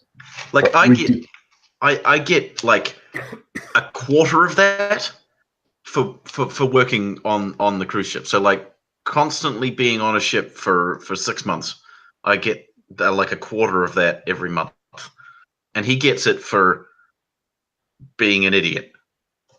Yeah. Although even he's on a pittance by comparison to Jordan Peterson.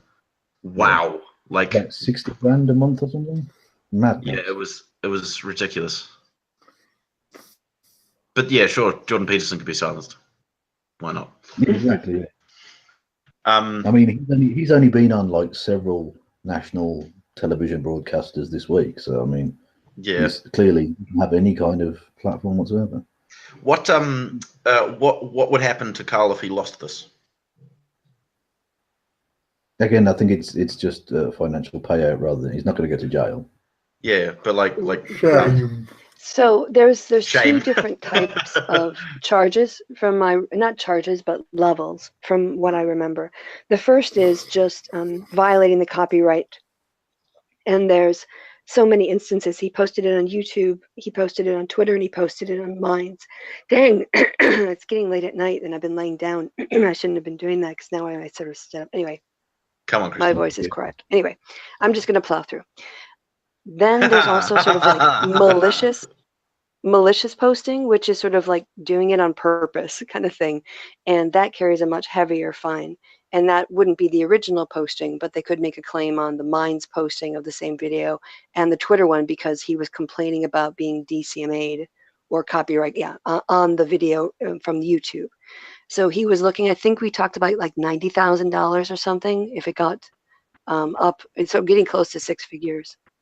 And then, of course, he could apply for court costs and the fees and all the other things and say, he should have to pay him because he was in the wrong. He's done this GoFundMe thing, right? And I mean, he's already raised like, how much has he got from that? He was about halfway. Yeah, he's up to £70,000. Oh, that's ridiculous. Well, you guys remember that US dollars. Like 300 people still had paid for tickets to Kilroy, and about 100 showed up. So these people just pissed their money away. These really are this really is the more money than sense brigade in just encapsulated. It's ridiculous. This campaign is trending. I don't understand why. God, who gives 70 grand to this idiot? It's just bizarre. It's so bizarre. Fanboys, idiots. Just oh my god, I just can't fathom. What was it that yelling in the background? Oh, there's just children outside. We're in a reasonably residential area, so there's a lot of children. Punch them really fucking hard. And just shut up. You're a very bitter man. He didn't tell you to roast the dog.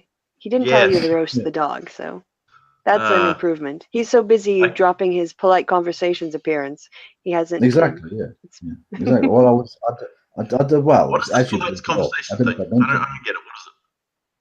All right, Kevin, pitch it. You've been wanting to, so go ahead and tell Michael all about it. What's the show, and what did you guys talk about?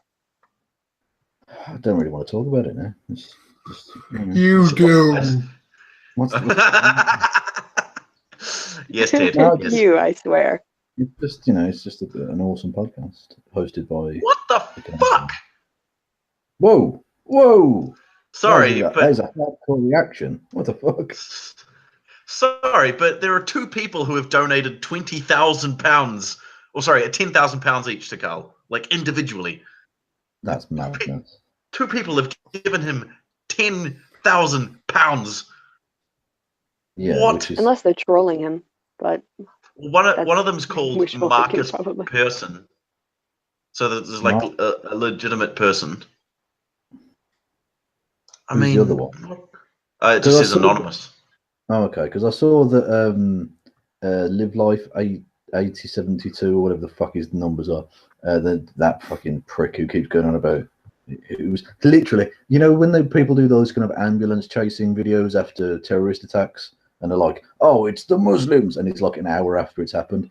Well, he one-upped everyone by literally, as the Paris attacks, you know, the Bataclan theatre attacks were happening, he did a live stream describing this, which started off with the two-word sentence, "Fuck Islam." Oh my God. He's a special character. He gave $293, apparently. An oddly specific number. I dare I say a Winters type specific number, but there we go. Someone in the chat just might said have that donated Marcus. a different currency. Someone just said that Marcus Pearson is Notch, the guy who created Minecraft. Okay. So either it is a troll, or that guy who created Minecraft gave Carl £10,000. I wouldn't be surprised. He's a big enough cunt. He is an idiot. Yeah. Also, Edward Cullen gave him £500. So. Did you see that someone had created in Minecraft a working computer which automatically blocks Notch on Twitter? He's the guy who I thought was quite nice. Which reminds me of a fantastic invention that someone did. It was called the Burn a Donald Trump tweet machine or whatever it was, and they every time. Oh, that's amazing! It printed out a version of the tweet, which then swung into a flame and instantly burnt the tweet. every single time. It's brilliant. I love it. It's such a creative way to completely waste that talent. I love it. Yeah. You know, having like an engineering degree and going, no, I'm going to build. I'm not going to build something to actually aid humanity. I'm going to build some shit to troll the president. Fuck him. Yes. I love it. Oh. I love it. What were we talking about? Sorry, Ted, go for it. I found a little game online called Walked from a Cliff. Literally press the arrow and he falls up and shouts, "Ah!" Walk Trump off a cliff. Oh, it's always funny. It's funny when it happens to Trump. It reminds me of the one game which I did. It's sort of bad because it's obviously a very serious topic, but because Milo's a piece of shit, fuck it. It was the Milo Tosser game. I don't know if you saw that. It was a play on, you know, when they throw gay people off buildings. Well, basically, you get to play as the Muslim throwing Milo Yiannopoulos off a building to his death. God. Oh, jeez. Which I have to say, it was oddly enjoyable because you had like targets and you got points for hitting people on the ground. It was actually quite a nice little game. Wow. Yeah. Remind yourself, it's just pixels on a screen. I'm not doing anything bad here. There were I can't remember. I was going to say something. Doesn't matter. The moment's gone. So, Ted. Ride with it. Hey, Ted, Leto from the chat. He says, "I fucking love you." It's not thanks, Leto. It's not a he. God damn it. She. What?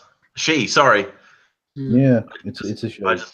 You might know her from the Facebooks as well. She's I don't know if I should say her real name. But yeah, she's a French person. But don't hold that against her. They're not all evil. Honest. I've noticed them around before, but I'm bad at remembering people. So the French. I apologize. You noticed the French around before? The French around, but I've noticed them around, but I try not more than. It's like the homeless. You go past them, you don't want to acknowledge them. It's just rude, you know. Jesus, Kevin. Hey, I'm coming in hard for tonight. Yeah, I do hope people realise that this is just a bit of silliness. I'm not actually like this evil monster who wants to kick fucking birds to death or anything. Jesus. Another serious topic to some degree, just to steer the conversation. Roman millennial, who we all know. Laugh at me, Kevin. Roman millennial. Christy does this as well. I've noticed this. I go in a really weird and quite dark direction, and then the nice person who's hosting with me or whatever goes. They do this brilliant thing where it's like that thing on the news where you're interviewing a nutcase and you have to go. So anyway, on a lighter note, let's just get away from the crazy. Sports. Yeah, exactly.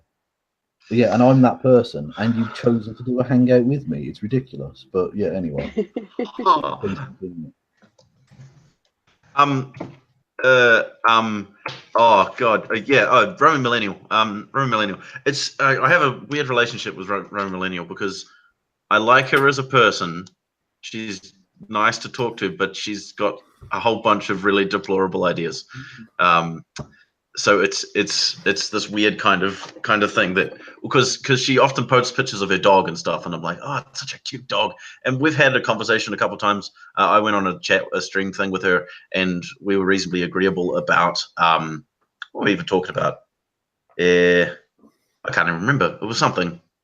But it was the wage gap stuff, and Christy helped me a lot with that. She gave me a lot of stuff to because I'm awesome. Yeah, you are. And so, but we had a really cordial conversation about that. Anyway, but you should also unsubscribe from Michael and go and subscribe to Christy. That's the way.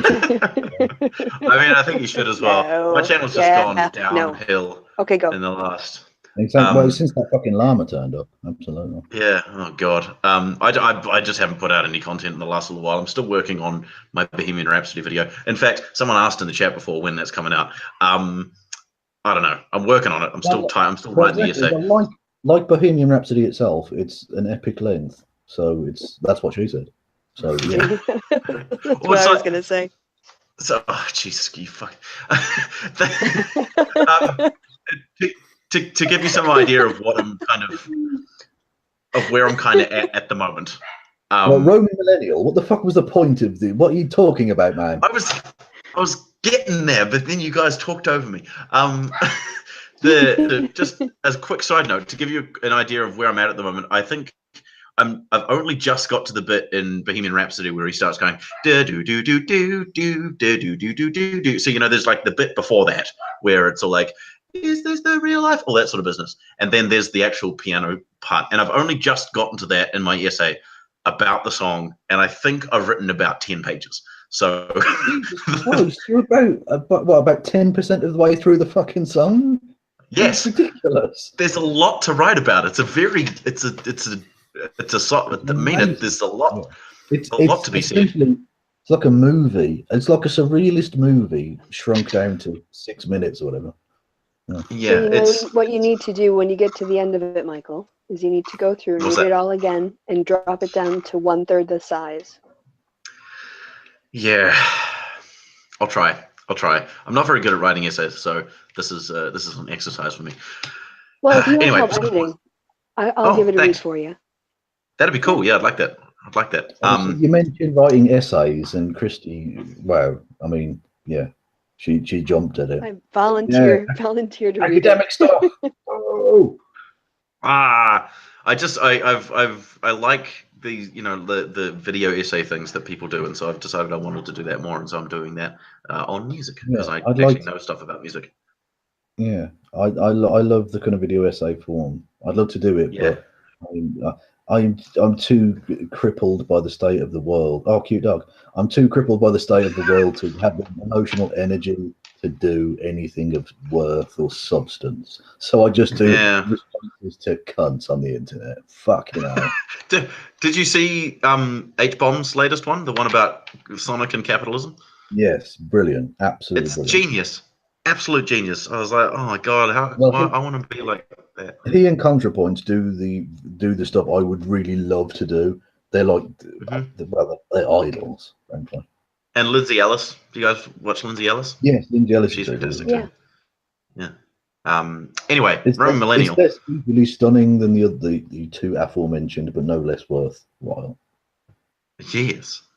Roman Millennial. So she put out a tweet a couple of days ago about how difficult it is to talk to trans people, I suppose, and equated it was in the form of a conversation, right? So there was a person A came along and said, I'm a unicorn, and then the person B being like, I don't think you're a unicorn, and then person A going, blah, blah, blah, blah, how dare you be bigoted towards me, my identity, blah blah blah, the stuff that people strawman trans people as all the time. I wanted to talk about that as well, because it's basically the attack helicopter thing repackaged. Well, yeah, exactly. But that's the thing. She's framing it as the other person being the problem. It's actually her. They're difficult to talk to when you deny their existence as what they are. It's not. If someone was claiming to be a unicorn, you say, well, unicorns don't exist. Whereas we know trans people do exist. It's a very significant difference. Equating understanding your own identity and understanding that something as complex as human identity can't be distilled down to a binary is not the same as believing in a mythical creature, and is also not the same as being like thinking that you're a different species. Like I hear this from conservative people all the time. When Jordan Peterson and Joe Rogan were having their talk, they immediately went to otherkin as an example of the ridiculousness of trans people. You know, they're like, oh, there's like 60 different pronouns now or something or other, and then there's these people who think that they're like worms and stuff. And I'm like, you're talking about a completely different thing. Otherkin and trans people aren't the same thing, and we can discuss. That's the thing. Basically, I'll rejig the sentence that Roman Millennial said to explain it, hopefully to her. Not that she'll ever hear this, but whatever. It's basically, why are you being so difficult with me? All I'm doing is saying that you're not who you are. You're literally a man dressed up as a woman. Oh, why are you getting offended? Oh, God, they're so difficult to talk to. I'm just saying you're a fucking mentally ill degenerate. Oh, God, why are you getting offended for? Snowflake. Yep. Yeah. Pretty much. So fuck her. She's not a very nice person at all. She may have a cute dog. She's a fucking idiot. Sad. Chrissy? I don't really have an opinion on the person, but that, sounds like a shit thing to say and completely straw manning. You're in the SJW echo chamber. You do have an opinion. I just told you. Oh, yeah, what Kevin said. What Kevin said. The amount of times I've had people commenting on stuff and telling me that, like, that something along the lines of, Michael, you need to break out of the echo chamber, but I know that that if you did that, then Lord Winters wouldn't be very happy with you. You know, people who literally think General Winters. Oh, exactly, yes. The El Generalissimo, absolutely.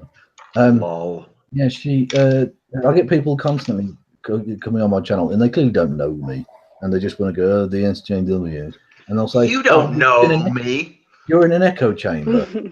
Oh, why don't you debate the person?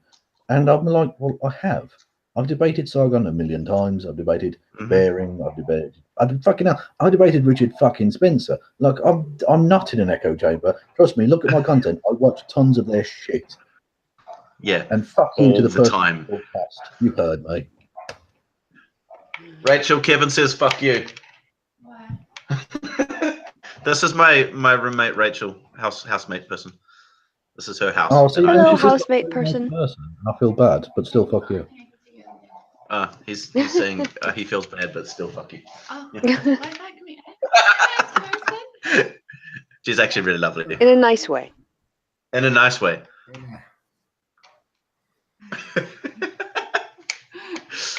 We showed Rachel the new Star Wars last night. It was her first time watching it. The Last Jedi. It was. Oh yeah, that's Rachel's underpants over there. They've been sitting there the whole time. Thanks for pointing that out. I didn't realize until she just pointed that out just now. Anyway, derailing of conversation once again. Oh, hang on, but you decided to show her the Star Wars film the day before May the 4th. Oh yeah, no, it was May the 4th yesterday. Shut up. Oh yeah, you're in the wrong part of the world. I'm in the future. I was trying to explain this to people before, but Christy didn't get it because I don't know. the whole like Justin Timberlake meme where it's April, right? So okay, let me lay it down for you. So it's April at a certain point, right? And then towards the end of April, most likely. Yeah, generally in April. So towards the end of April, it goes towards May, right? It's the next month is May. So that being said, the meme is, it's a picture of Justin Timberlake's face, and it says, "It's gonna be May." Well, that works in your accent.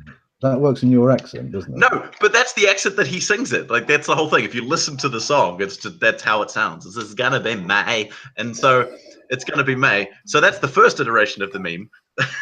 The second one would be when you have like a roses are red, I am so gay, in a couple of days. Picture of Justin Timberlake's face. It's gonna be May. Yeah, exactly. And then the third iteration. The third iteration of the meme was last year. Justin Timberlake tweeted in May. He tweeted and it said, "Guys, it's May," and I lost my shit. I lost my shit. Maybe just sorry, Christy. Read the calendar. Maybe that just. I was going to say, to be accurate, the way that you portrayed the poem in the second iteration. By the way, I'm sorry this stuck with you so much that like 2.5 hours later you brought it back up. But I think the way the poem that you started it went, roses are red, something that rhymes with May. I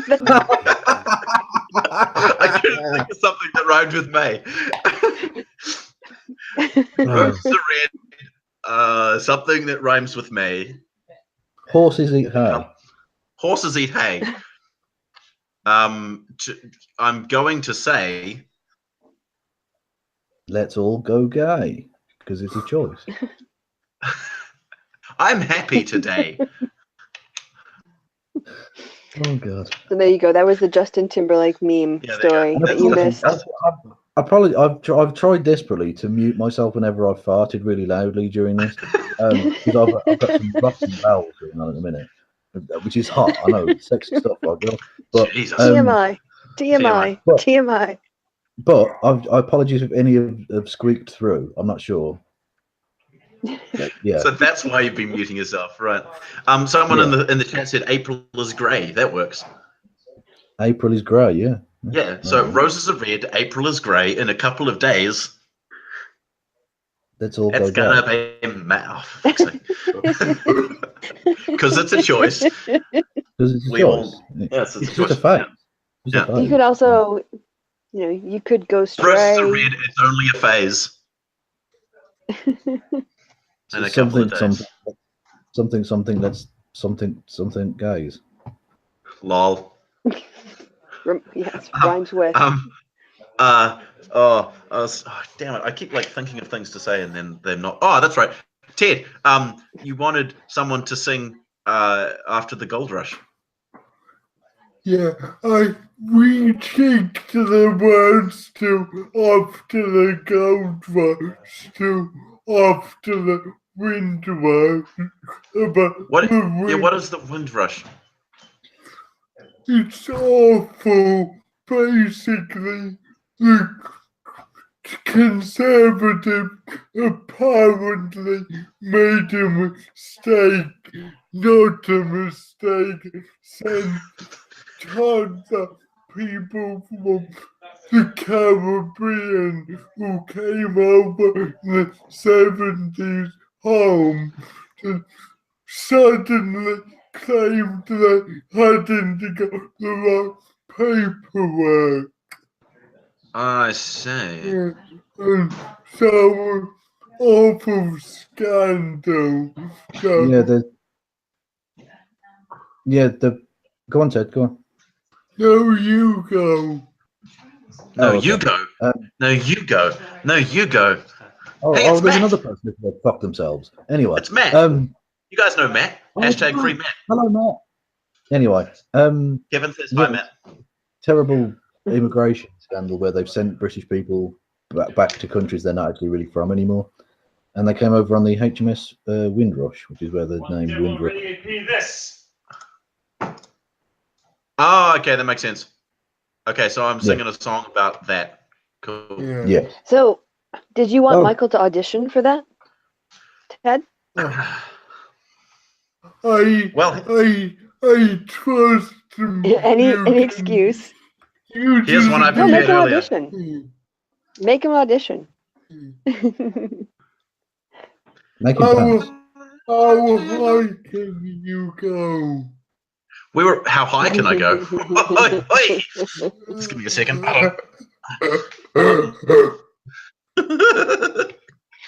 We were actually talking about Neil Young yesterday. Someone said, oh no, actually no, I wasn't talking.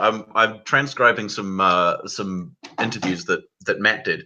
Matt's doing his masters on tonal circuits on guitars and things like that, and so he was talking to a guy about different tonal circuits on guitars. He is a fucking nerd. I know. Jesus. And he was talking to a guy, and they were saying about how you could put a certain tonal circuit on a guitar, and it would kind of make it sound like Neil Young. It was weird, giving it like a shrill Neil Young voice sound, and I was like, oh, there you go. Geek. What a geek. Yes. So that. But the Neil Young way is play all the wrong notes, but play them with your whole soul. He does have a very awful piano, like on a bunch of. I think on the album after the Gold Rush, he played on this piano that was just kind of terrible, but it's fine, I suppose. So, were you gonna sing or what? Well, I dreamed I saw the silver spaceship flying in the yellow haze of the sun. How was that?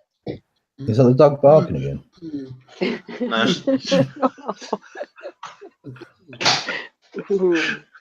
No, I don't want to. I don't want to sing. No, I don't want to sing. Okay, but you did. So It's all right. They didn't in the end, but last night I saw my mate's New York tribute band. He said he saw my post and was debating singing my alternative lyrics. Yes, they should. Did they do it? No. No, that's sad. Oh my gosh. I like. I wrote a song about Roosh V, and it was basically.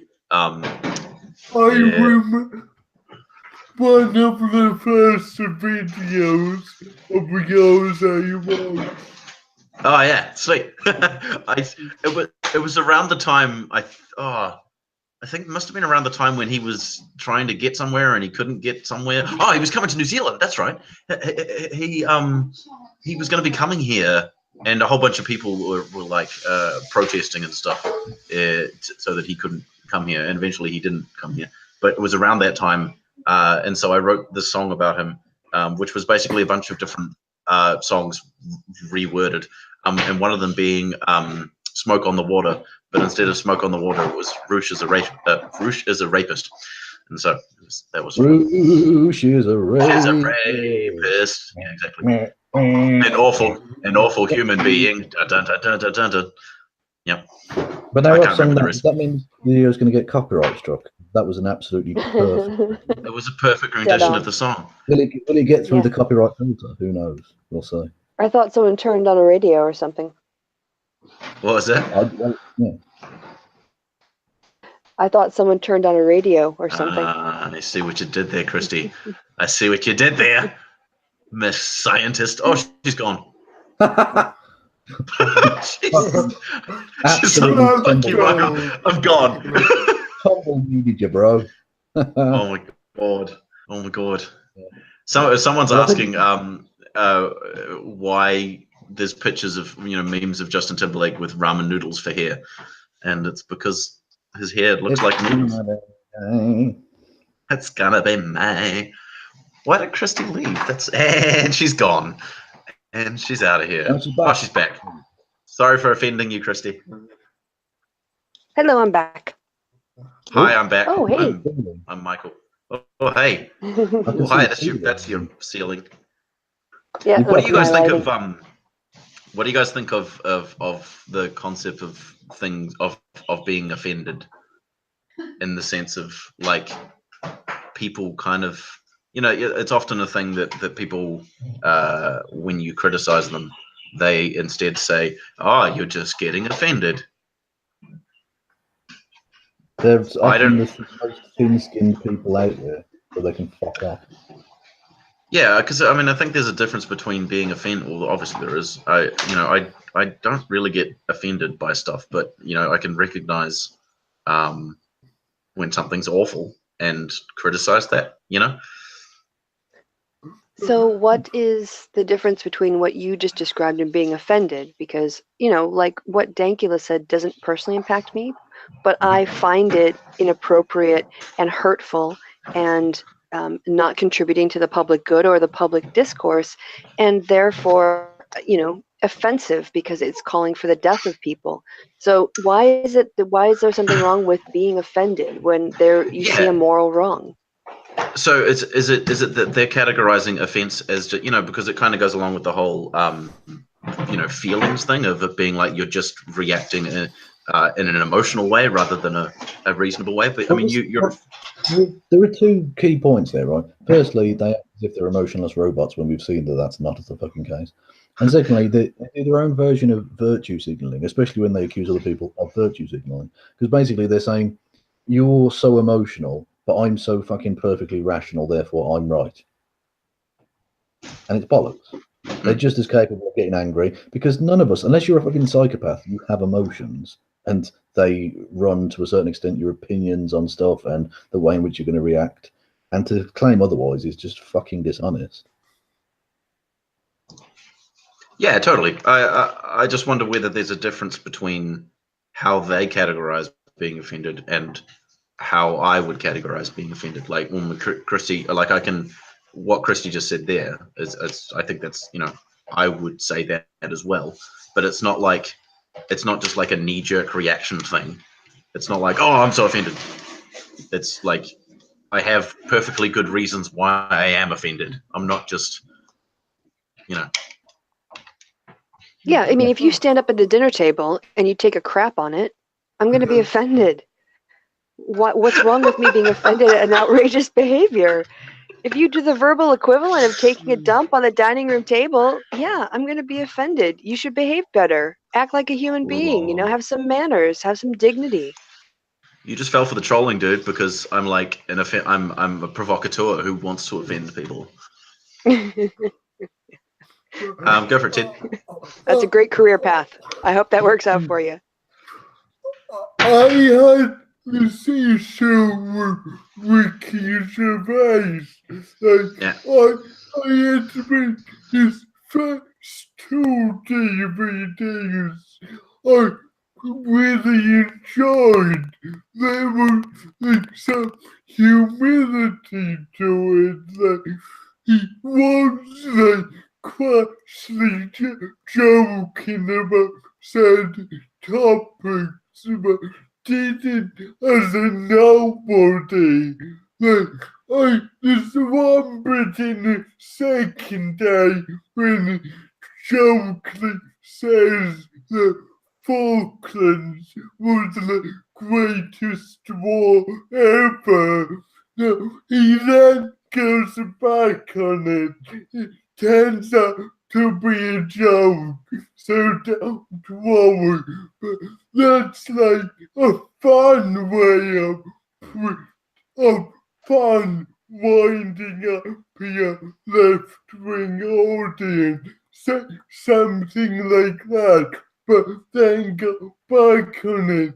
But he somehow thinks he can take what worked with that guy and then do it with trans people. And it's like, no, that's 2 different things, and he clearly as well doesn't know about trans people. Like what he says about the Falkland is factually accurate, and when he gets to the punchline after it's like, I see what you did there, you had us, that was a good bit, but it's like he tries to use that with what he says about trans people, and it's like, no. Yeah, totally. It's not a parallel.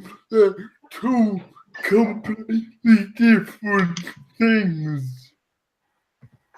Yeah, the whole Ricky Gervais thing of just the thing that annoys me as well is his like ridiculous thin-skinnedness about the whole thing. Like he's just so, oh, I'm such a great comedian, but I can't be. You know, people are criticizing his joke, and he was trolling Twitter around, like searching for his name so that he could see, you know, find people who were talking about him. But Bill Maher is the same way. They get offended if people get offended at their offensive jokes. It makes no sense. Yeah, that's the thing. He's supposed to, like, isn't that his whole thing, that he wants to offend people? And so it makes no sense. It's stupid. Oh, Right. sorry, that was a conversational dead end. Sorry, we'll have to go somewhere else now. Jesus Christ. Are we done now? Because it's like one here and it's two. Oh yeah, you guys. I forgot. Yeah, it's just midday for me, so you know, whatever. Yeah, it's getting kind of late. I've explained this to you.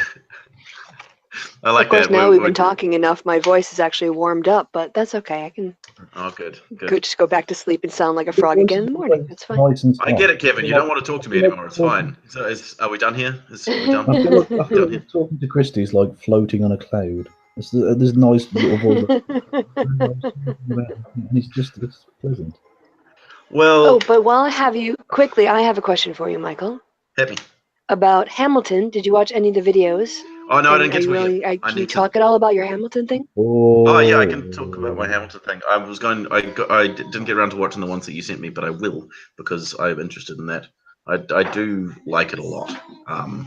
It's a very, the thing I'm doing on Hamilton at the moment, like at the camp that I work at, we do this thing called Extravaganza, and it's basically just a giant medley of songs and stuff from like a certain theme or whatever. My theme that I've chosen is Lin-Manuel Miranda this year, and a bunch of Lin-Manuel Miranda songs, and putting them into a medley. And so I've started with Moana. So I've got How Far I'll Go, and We Know the Way, and what's the other thing? Shiny, which is basically just David Bowie, which is great. And then there's a bunch of Hamilton songs that I'm going to put together and put in there as well. And it's fun because I get to work on some Hamilton songs. Yeah, he talks a lot in that series. This is a music guy who does Hamilton. Basically, it's like how Hamilton makes you cry. Go look that up on YouTube. You'll find the guy. He's great. But cool. He talks about the motifs and also music theory a lot. And so I think it'll help you maybe put together pieces of songs that you didn't realize could slide together. Kind of like the Weird Al Yankovic polka version. I love that thing. Yeah, I talk about that a lot in my analysis of a couple of things, and that's kind of what I'm doing with the Bohemian Rhapsody thing as well, because there's a lot of like this song, like Bohemian Rhapsody and Schism, they're both like they've got all the, like so many different kind of parts to them that could easily just turn into this mess of stuff that doesn't work together, but because of the use of motif in the songs, there's always these themes, these kind of threads that run together and sort of hold the song together, you know.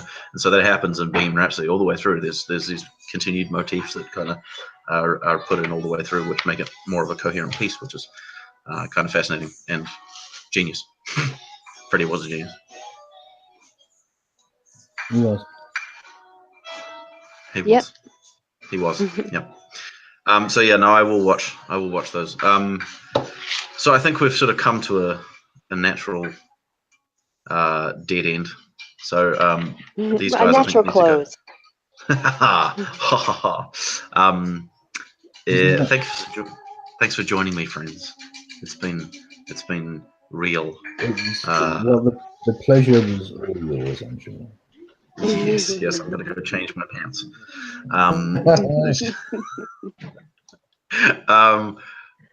Do you guys want to say goodbye? Goodbye. Auf Thanks, Wiedersehen. Kev. Goodbye. Bye. Thanks for joining me, friends. Thanks for the audience. Thank you for being listening. my friend.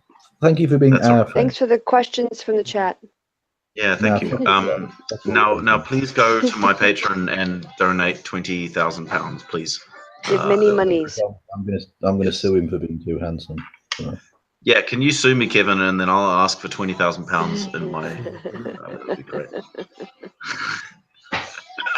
Beers on me, homies. Anyway, yeah, it's been cool. Thanks, guys. We'll talk to you again soon. Bye. Peace.